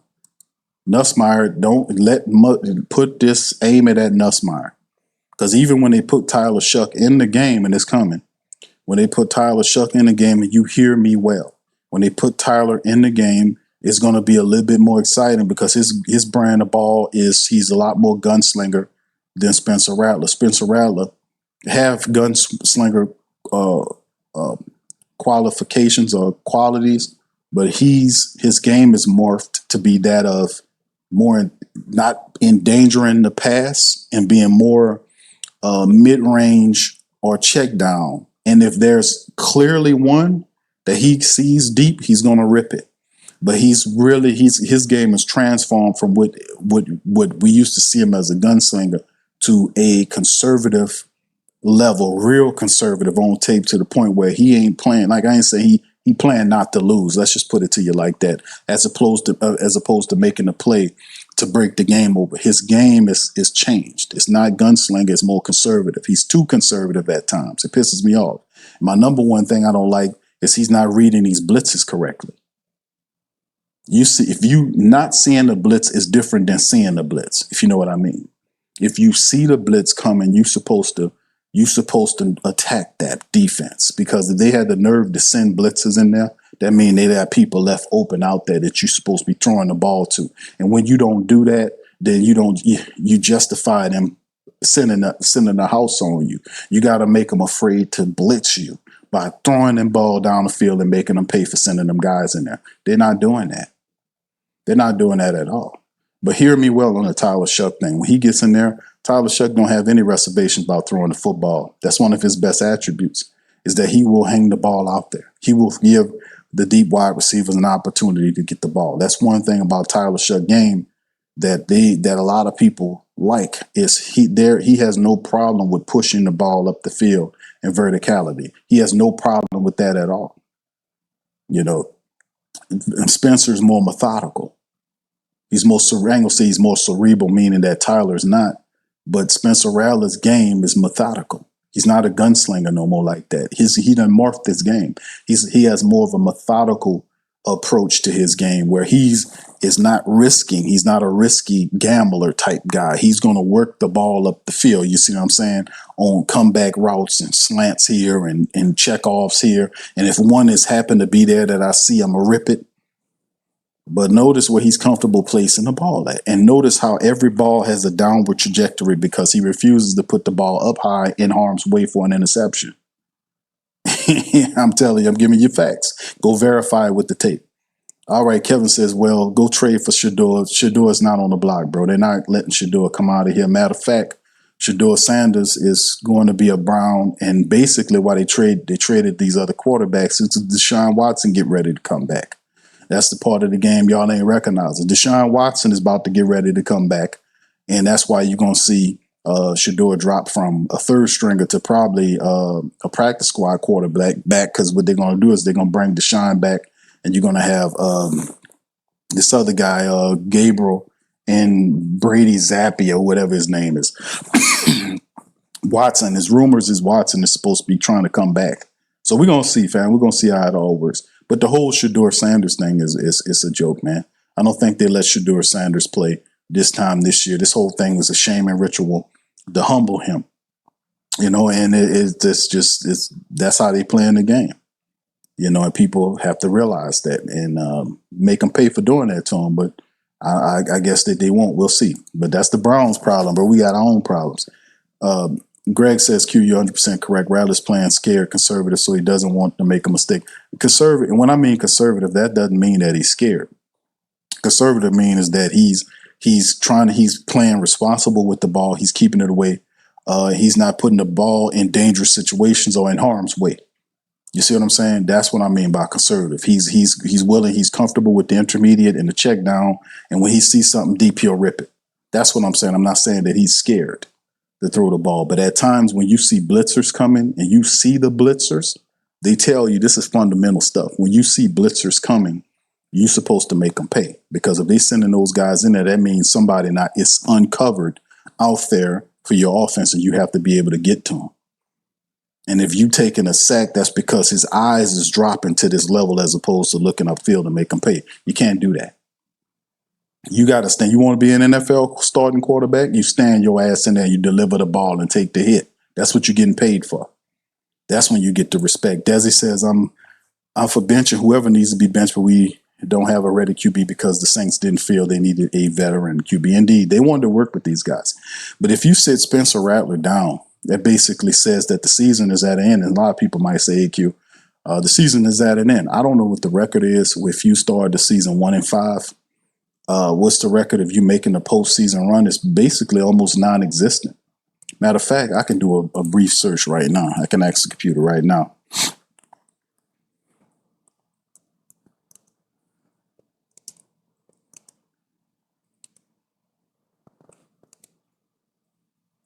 Give me a second, fam.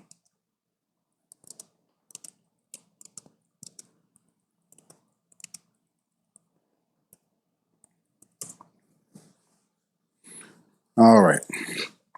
I asked the computer, has there ever been a 1-5 team in the NFL to make the playoffs? The computer says yes, at least 4 NFL teams have made the playoffs after starting the season 1-5. While it's a rare feat, teams like the 2018 Indianapolis Colts and the 2020 Washington football team have accomplished it. The 2018 Colts started the season 1-5 and finished strong to make the playoffs. The 2020 Washington football team started 1-5 and made the playoffs despite a 7-9 final record. The 1970 Cincinnati Bengals started 1-6 and only wanted to make the playoffs in the 1970 season. The other teams, sources mentioned that in the past, 3 teams, the 1970 Bengals, 2018 Colts, and 2020 Washington, have made the playoffs after a 1-5 start. So it is saying at least 4 teams out of all the teams in the NFL have made the playoffs after starting 1-5. So 4 teams in all of the history, which is a rare. So that goes to show you right there where we are in terms of looking at what this is. So, 1-5, basically, I ain't gonna say it guarantees you, doesn't eliminate you from anything, but at the same time, you're in a major hole. And, it's gonna take a lot to get out of there. And plus, when you're 1-5, you welcome in all of the negative press. You welcome in all of the stuff, and they're gonna try to play it like some victim crap. But the reality is they placed themselves in this position. Nobody told you to go out there and play like that. Nobody told you to go out there and miss blocks and drop passes. Nobody told you not to know what you was doing and you're supposed to be studying. And these coaches not doing what they're supposed to do. Nobody told them to do that. They did that on their own. They did that shit on their own. So in the end, man, it is simply what it is. 1-5. And like I said, only 4 teams in the NFL history after made the playoffs after starting 1-5. And that's all of the teams. And fam, how many years in the NFL we coming up on? And only 4 teams that actually did it. It's crazy work. It's just what it is, man. All right. Let me see any more questions here for the family. I'm gonna answer questions. Any questions before I get on up out of here? Like I said, I'm gonna try to bounce back later on with my pops. If not, I'm gonna do it on Monday. And we'll do another recap stream on Monday. It'll be fresh. If we can't do it tonight, we'll do it on Monday. All right, KT says, Q, do you think Moore gets fired at the end of the year? No, he doesn't. Or does he overhaul the staff? I don't think either happens. I think Kellen Moore knew that this was going to be a tough one. I think Mick and Loomis understood that. There will be no firing and an overhauling of his staff, bro. You know, I don't think anybody going to come and pilfer any of these guys either to go on other teams either. So I don't think any of that happens, bro. I think Kellen Moore is safe this year. You know, he is safe in my humble estimations. I think he is safe. Cam says, can we talk about the lack of yak worse than the NFL? Yes, indeed, Cam. We can talk about that. You're right. The yards after catch is pathetic. And you know why that is? Because that's what I talked about. I covered that in the breakdown. I talked about how the yak is in there is because where the Saints are passing the ball at, that's where the defense is collecting its players at. There's no need commonsensically, there is no need for the defensive coordinator to put his guys way back. You see what I'm saying? The Saints don't take shots down the field. They're very rare. They're very rare. They very rarely take shots down the field. Like going into this game, it was 5 passes over 20 yards that they made going into the season. They don't take shots downfield. So if I'm a defensive coordinator, I might use a single high look. Every now and then I might have safeties, but I know at one time I'm going to have a safety that kind of hangs down close to that linebacker level so that I can be able to have coverage there because I know the Saints like to run plays east and west in that area. So if I put my defenders there and junk up that area, that makes it incredibly difficult for the Saints to make plays. Now, I will let you operate within there, but that's why it looks as cluttered as what it is when you see the ball is thrown, ripped away to Chris Olave or Rashid Shaheed, and them guys right up on them. One guy missing, another there because they cluttered. They know how to position their personnel where they know where the Saints want to operate at. And the Saints are not going against it. They're not changing the mentality. They're not going vertical. They're not doing any of that. So the defense they know where the Saints like to position their players, and that's where they're putting their defenders at. As soon as they make their catch, even if one guy misses, 2 other guys there to be there to top them. That's limiting the Saints yak. Because most of the times if they're spread out, then you can have a defensive back that might miss a tackle, and then that'll free up a guy to get extra yardage. But if the defense is playing within that area and they got their personnel there, you're not going to see a lot of yak happen. You know, and that's facts. You can actually look at that on the tape. KT says, Q, we started the fire sale and try to acquire more draft picks. I don't know if we do a fire sale. I really don't think Mickey Loomis is going to trade these guys. I'm serious. I don't think Mickey Loomis is going to trade. Now, listen, he is weird. Mickey Loomis is weird. I don't see him trading Cam. I don't see him trading DeMario. I don't see him trading Elvin Kamara. I don't see him trading these guys. I don't see him trading them at all. I see Mickey Loomis, what he been doing, which is rolling contracts back into the future and signing people based on whatever Kellen Moore wants going into the future. I don't see him doing anything different than what he's been doing because nobody told him what he was doing from a team perspective or a personnel and administrative perspective. It's bad. So he don't see what he do. He don't see any wrong in what he doing. Gail ain't telling them shit. So why would he change? And he calls you noise, and he tells you you don't know what you're doing, and people who criticize him, they don't know. They're not qualified. So how are you supposed to check somebody that's stupid? That's out of touch with how NFL teams supposed to be ran today's time. How do you check them? How do you check them? You don't. You can't. You just do what you've been doing, like I've been doing, running them down and busting out the facts on them. You know, but from a team perspective, Gail don't know what she's doing. So in the end, they're a bunch of dummies up there, all looking confused. My dog said, "Can I have been saying these wide receivers get no yak? They fall down." Jack says there's 0 blocking across the board. The offensive line is iffy. Juwan don't block. The wide receivers don't block. Nothing you can do without fixing the roster. It has to be a mentality up front because a good offensive coordinator can work with what the Saints have. You have to have an idea, fam. That's what I was be talking about when I tell people about talent.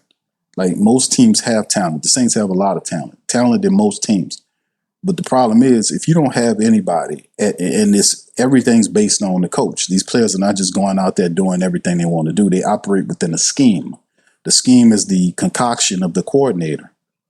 Kool-Aid McKinstry and all these other guys are actually better than what they look like, but they're playing within the scheme of Coach Staley.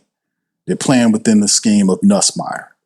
So if the scheme's a shitty scheme, it'll make talented players look shitty. It'll make them look crappy. You won't get the best out of them.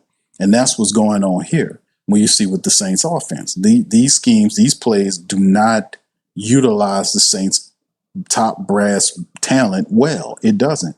He does not know how to use the talent that he has. This is game. I'm telling you the truth. He does not know how to use them, and that scheme that he's using is not working. How do you have all these guys? This how stupid the guy is. How do you have all these guys that have this full something odd speed and you got them east-westing? You're supposed to be attacking down the field. You're supposed to have verticals all the way. You're supposed to be spreading out the defense and creating space for running backs and every damn thing else. Why they all east-west and running in between each other within a 10 to 12 yard bubble? Because this is dumb scheme, fam. This is stupid ass scheme. You cannot get around the coordinator, man, or the coach. If the scheme is bad and the philosophy is bad, then the talent, the team, the players are gonna look bad. They're gonna look disjointed like they look now. The players cannot beat the scheme. They can only play within the scheme. The scheme is bad. The scheme is awful. It does not reflect the talent that we have currently on the field. It doesn't. The man does not know, and I mean Nussmeier does not know how to get the best out of his team. These guys have been playing football for a long time. They've been catching passes for a long time, and all of a sudden, they're struggling with football with Nussmeier here. We can't make the correlation. We can't make the correlation. So it simply is what it is. And then the offensive line coach is doing a shitty job, too. You can tell. Because I've seen Eric McCoy look a lot better. McCoy looks worse than the McCoy last year. At least the one last year had the excuse to say he was hurt. What's McCoy's excuse this year? McCoy looks worse than what he did last year, fam. Come on now. McCoy looks worse than he did last year, man. He was out there false starting and everything.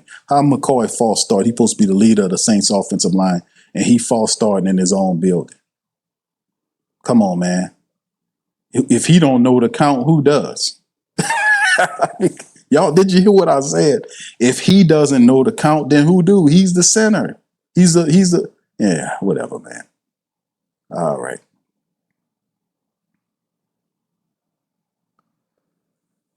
I don't know, man. It's just what I see.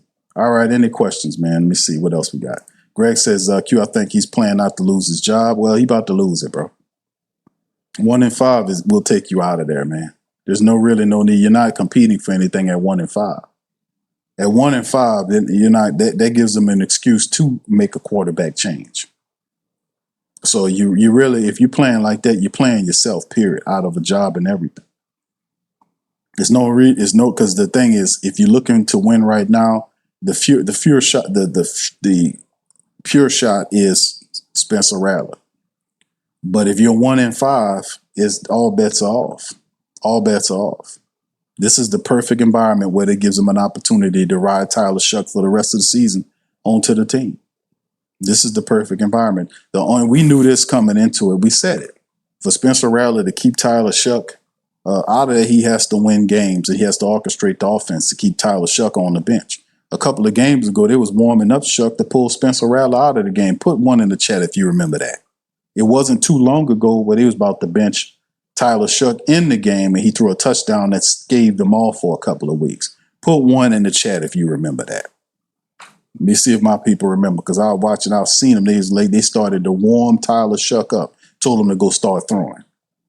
Put one in the chat if you remember that. This was a couple of games ago. So he didn't have a long leash. He had to win to keep his job. He had to win. But the moment the losses, and all that ain't on the man, but as a quarterback, y'all know damn well the quarterback gonna take the weight anyway. Fair or not, he gonna take the weight. But if you are 1-5, there is no reason to sit up here and say we're gonna keep him there for what? That's a perfect environment to bring Tyler Shuck in here. 1-5.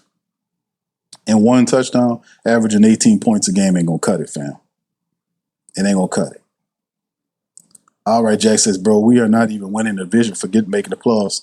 BS. Yeah. Tim says, no division losses yet. No, this is true. Now listen, fam. The Saints are not eliminated out of anything. What I did when I showed y'all the 1-5 status to show you from a history standpoint about teams that are 1-5. The Saints are a 1-5 team. Only 4 teams in NFL history made the playoffs at 1-5. That's not saying that the Saints can't do it. It's just saying this is what it was from a historic standpoint. This is what the Saints have done to themselves. A Duke says, Q, Patriots head coach Vrabel, football IQ made head coach Moore and his OC in DC look really bad. Indeed, bro. And then the execution, those guys were executing Staley's weak-ass zone plays where he backs his cornerbacks all 5 to 10 yards and allow plays to make up front, and then they run up to tackle him, and then sometimes they miss the tackles and all this kind of stuff. This bend but don't break bullshit that we see. I call it the bend but bend broke defense. What I call it. Because none of this make any sense, man. The veterans have failed the team. The veterans have failed the team, and you got coordinators that are their personnel. It's just not working. They're not that. You have to be able to be physical at the end point. You know, you can't touch the guy after 5 yards. So why would I not jam him to disrupt the timing before and I'm allowed to touch him within the 5-yard window, but I get past interference when I got him out 10 plus yards. If you're allowed to jam him at 5, then jam him at 5 and disrupt the time. Don't let him run off the line into his route, which is what you've seen happen over and over again over the weeks, which makes no sense. See, the players, these schemes are not fitting our players, fam. None of this stuff is working. Look at all the ones right here. They're seeing them this is speaking about Rattler, about what Rattler, they was going to bench him 2 games ago. They had Tyler Shuck warming up on the sideline. They was going to bench the man. Look at all the ones. This happened a couple of games ago. He didn't have a long leash. His only thing was to keep winning, to keep Tyler Shuck from getting there. But if you 1-5, this is a perfect environment for Tyler Shuck to come in here and play football. You know, you can't be a person that, you know, this type of stuff. You got to go out there and you got to let it go. So this is where we are. All right. So who do we play next? Play the next 2 weeks. I think you got the Bears in Chicago and you got Tampa. I think it's the Bears and Tampa Bay the next 2 weeks. So we'll see, man. Baraka said receivers are dropping the ball and fumbling, also shaking. Man, yeah, it's not just it's all of them, bro. You can't drop the veterans. I'm gonna say it again. The veterans are dropping passes. The veterans are fumbling the ball. The veterans are blowing blocks. The veterans are missing field goals. The veterans are not making blocks on special teams to make sure the returners get somewhere. The veterans are the reason why, in large part, why the Saints are 1-5. The veterans have failed the Saints. They failed the young people. The young people are actually doing what they could do, all they could do to win. The young people include Spencer. The young people include some of these other guys, but the rest of these other guys, these veterans, are letting them down. Chris Olave dropping the touchdown pass early in the year. Juwan Johnson dropping the touchdown pass early in the year. If these guys catch the fucking ball when it's thrown to them, that they're getting paid to catch when they're supposed to catch in the money times, then the Saints don't have one, and then they're not 1-5. Excuse my French. It's extremely frustrating to sit up here and watch game after game the New Orleans Saints veterans who are they make the boatload of the salary. Game after game, drop passes and blow blocks, fumble balls. It is infuriating to watch it game after game, and then guys pretend and then come back the next game and do the same shit over and over again. There's no accountability. They might say they like Kellen Moore because Kellen Moore is not whipping their ass like he's supposed to be whipping their ass out there on that field. He's not penalizing these cats like he's supposed to be penalizing these cats. There is no smoke in jukeboxes or pool tables. None of that shit in the Saints locker room. If it come down to me, you're gonna act like a win is what we supposed to be doing here. You be happy for a win, but at the same time, what does it gain you to have one win and you down 5? You can't put together consistent weeks and you in your own building. You know, it's the veterans, man. You people saying all this dumb shit about this, that, and the third, man. I'm telling y'all the truth. They don't want to tell you the truth because they're kissing these people ass. They seeing them up there in their face and they don't want to pinpoint. I'm telling you guys, it's the stinking, rotten veterans that are not handling their business. The Eric McCoys who false starting and not dominating at the line, not leading a good example. The Cesar Salad Ruizes when he was healthy getting beat consistently. The $10 million Jawan Johnsons who drop touchdown passes and catchable balls and fumbles the ball and false starts. Games in and out of games at the worst times. Wide receivers like Olave who dropped the ball or the touchdown pass in weeks prior. You know, stuff like this. This type of stuff is just not happening. Guys like Pete Werner and Demario Davis who missing tackles.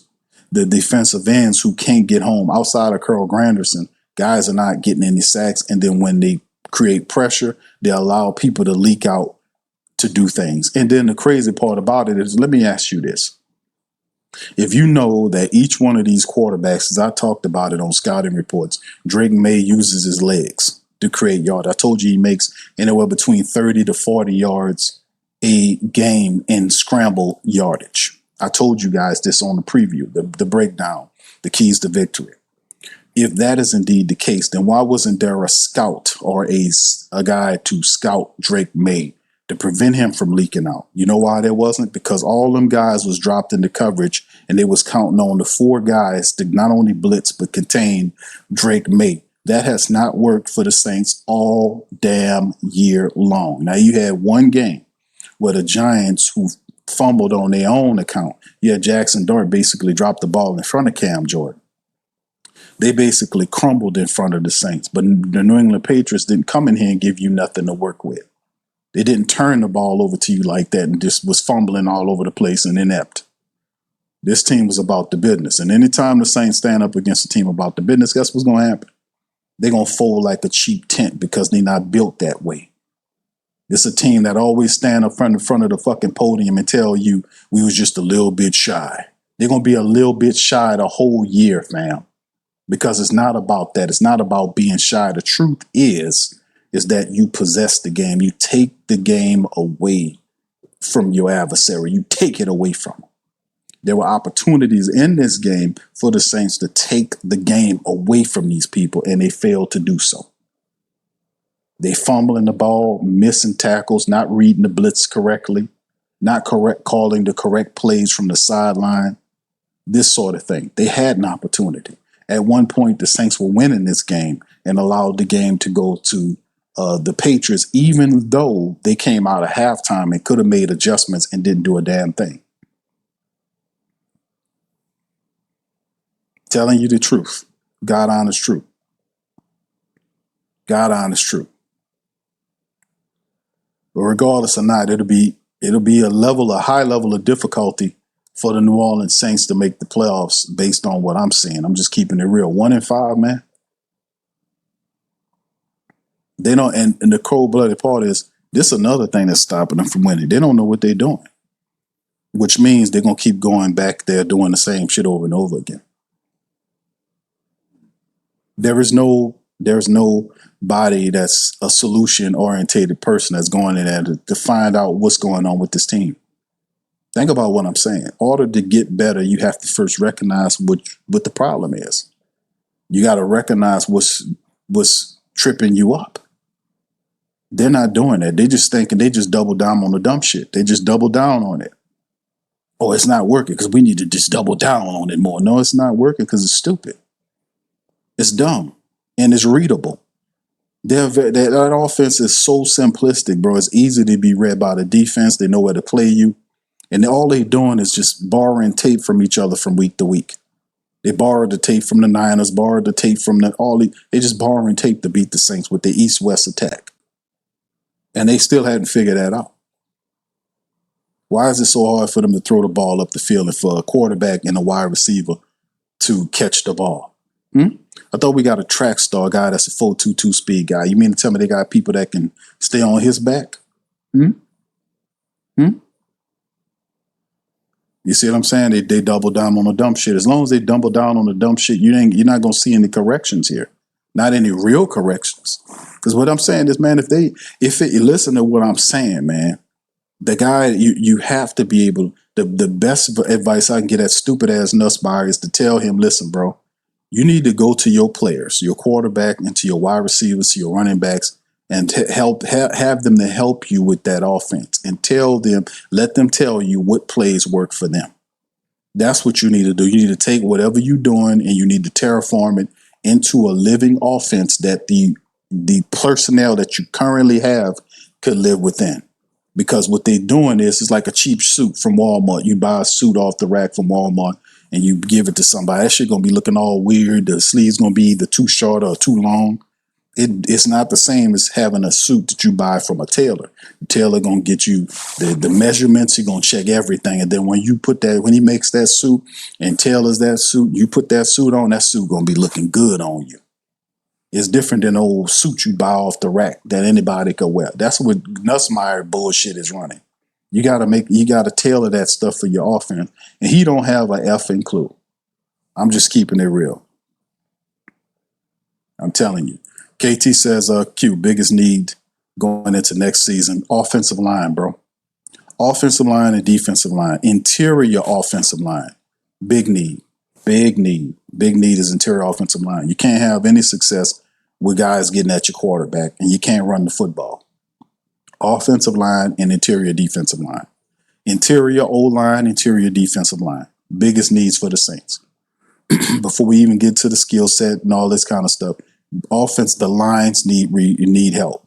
If they're going to draft and be young, they got to start with the offense, with the O-lineman, fam. Excuse me. He says, I have a 3-tie with wide receiver, edge rusher, and tall corner guard. I will go interior offensive line, KT. I know you a tall wide receiver because we lacking them, edge rusher because obviously we're not getting pressure, and a tall corner would make sense. But me personally, I would go with guard. I would say guard. I would definitely say guard. I would say guard because of obvious situation.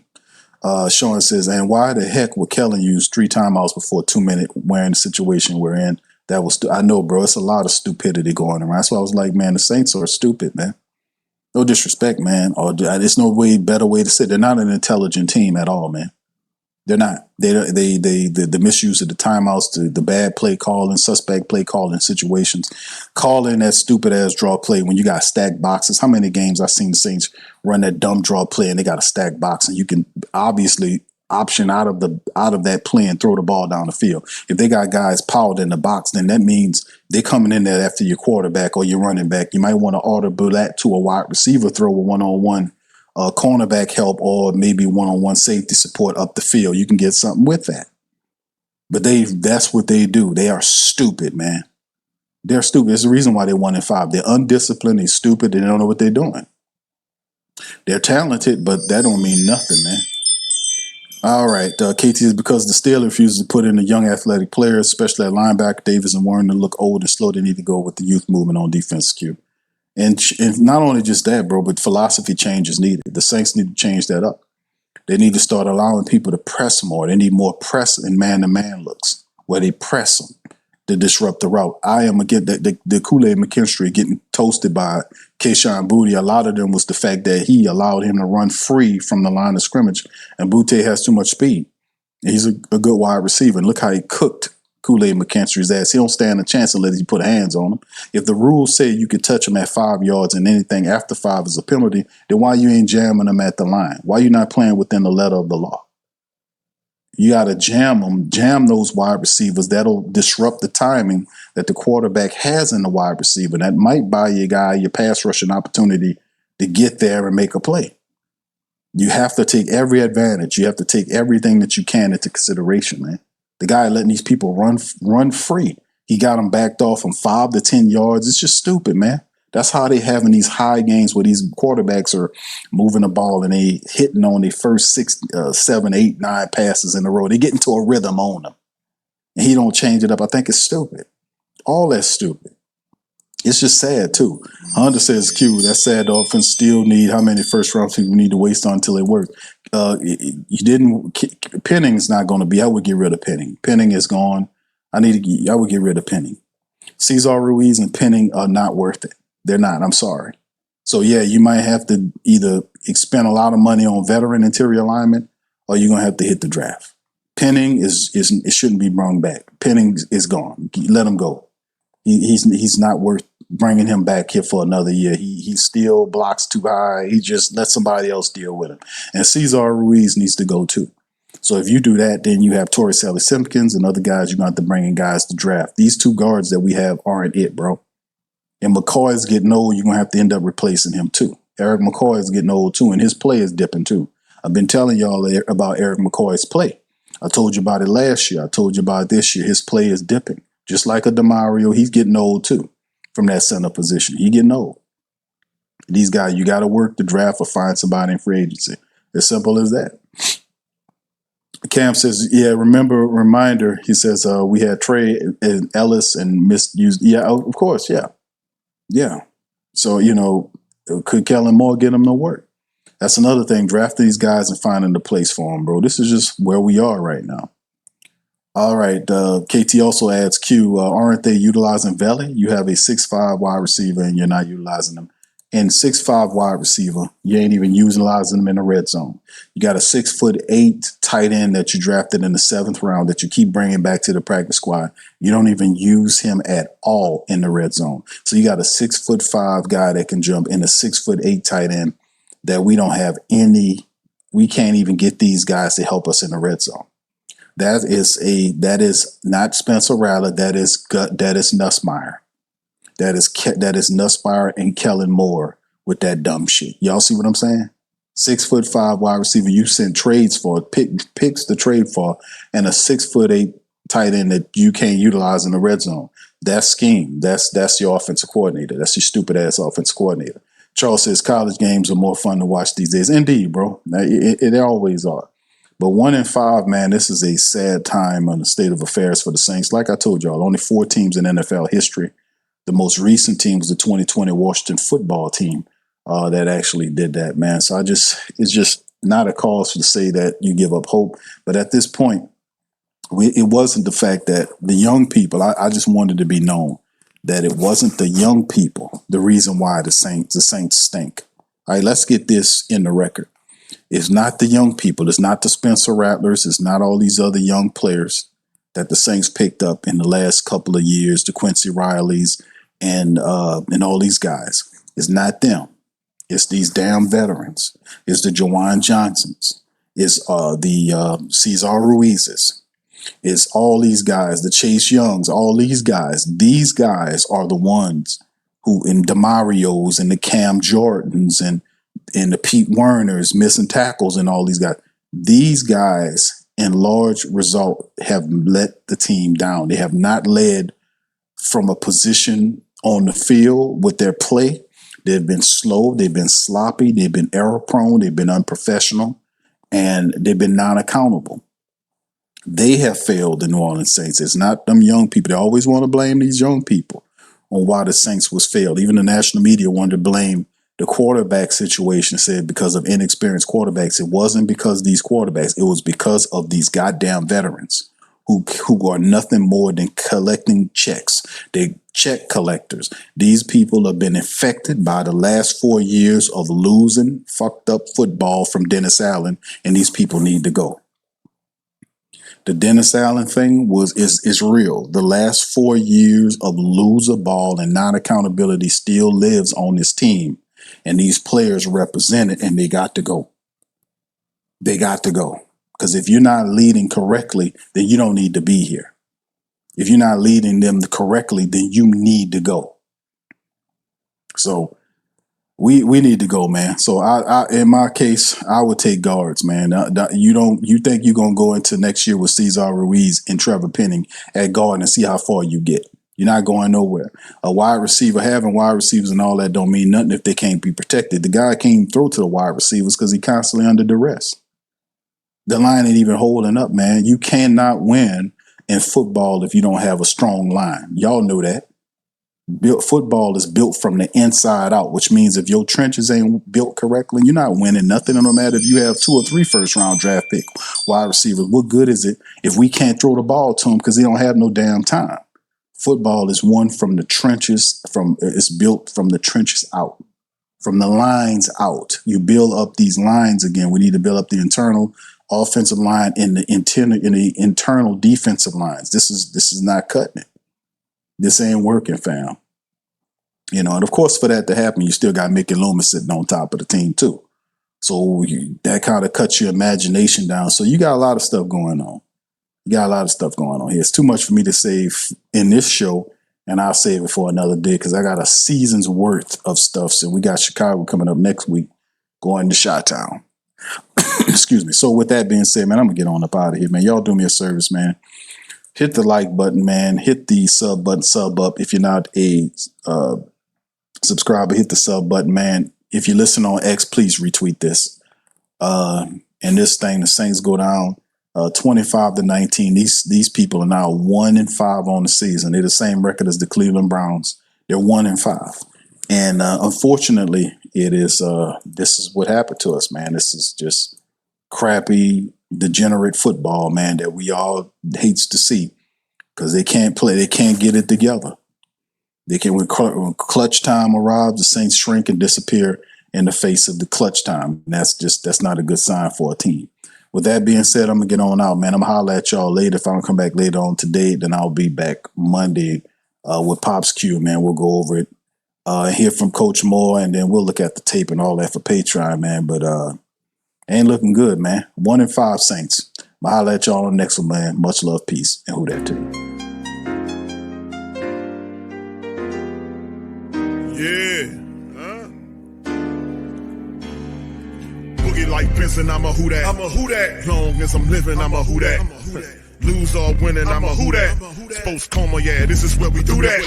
Where we do that, where we do that, where we do that, where we do that, where we do that. Boogie like Benson, I'm a who that. Sports Coma, this is where we do that. Where we do that. Welcome. Somebody please better help. Running this thing like elf. I thank God every day I'm not a felt. Go to YouTube live with Big Q and the guys. If you ain't ride or die, the bandwagon get flipped. Been marching in, that was way for the ring. I was yelling out your chain for the championship. Fucking on Tampa, duck down. Falcons, pluck, get shut down. Panthers ain't much touchdown. The vision really belong to us now. So much hate on the Saints, you could probably tell. Ever since Bounty Gate hit the NFL, when things seem fishy and you probably smell the crooked referees or Roger Goodell. Buggy like this and I'm a who that. Every day I'm living, I'm a who that. Lose or winning, I'm a who that. It's the Sports Coma, this is where we do that. Where we do that, where we do that, where we do that, where we do that, where we do that. Boogie like this and I'm a who that. It's the Sports Coma, this is where we do that. You're listening to the Sports Coma with Big Q and the guys on the PRO Media Network.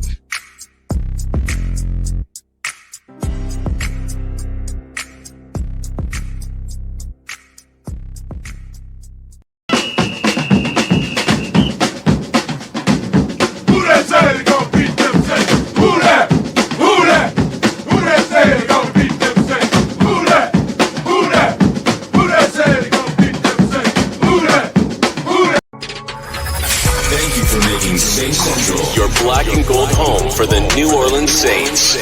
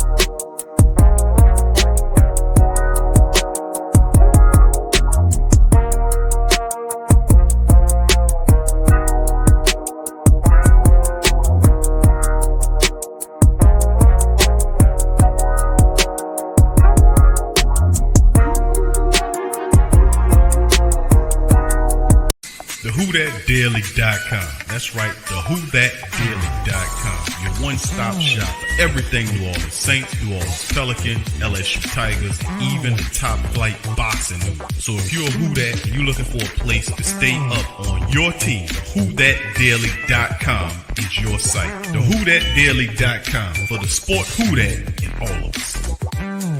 That's right, the Pro Shop is the platform's store where you can go and buy all the latest merch to support the platform. Available at the Pro Shops, we have dozens of hundreds of products available for you and your family. Unisex tees for men and women, hoodies and sweatshirts, tank tops, kids and baby items, long sleeve tees, mugs, pillows, wall art, bedding, face masks, phone cases, stickers, bags, fanny packs, socks, hats, and many other items. Please feel free to check out the Pro Shops. The link is in the description section below. And remember, it helps the platform continue to grow. Check out the Pro Shop and Who Dat.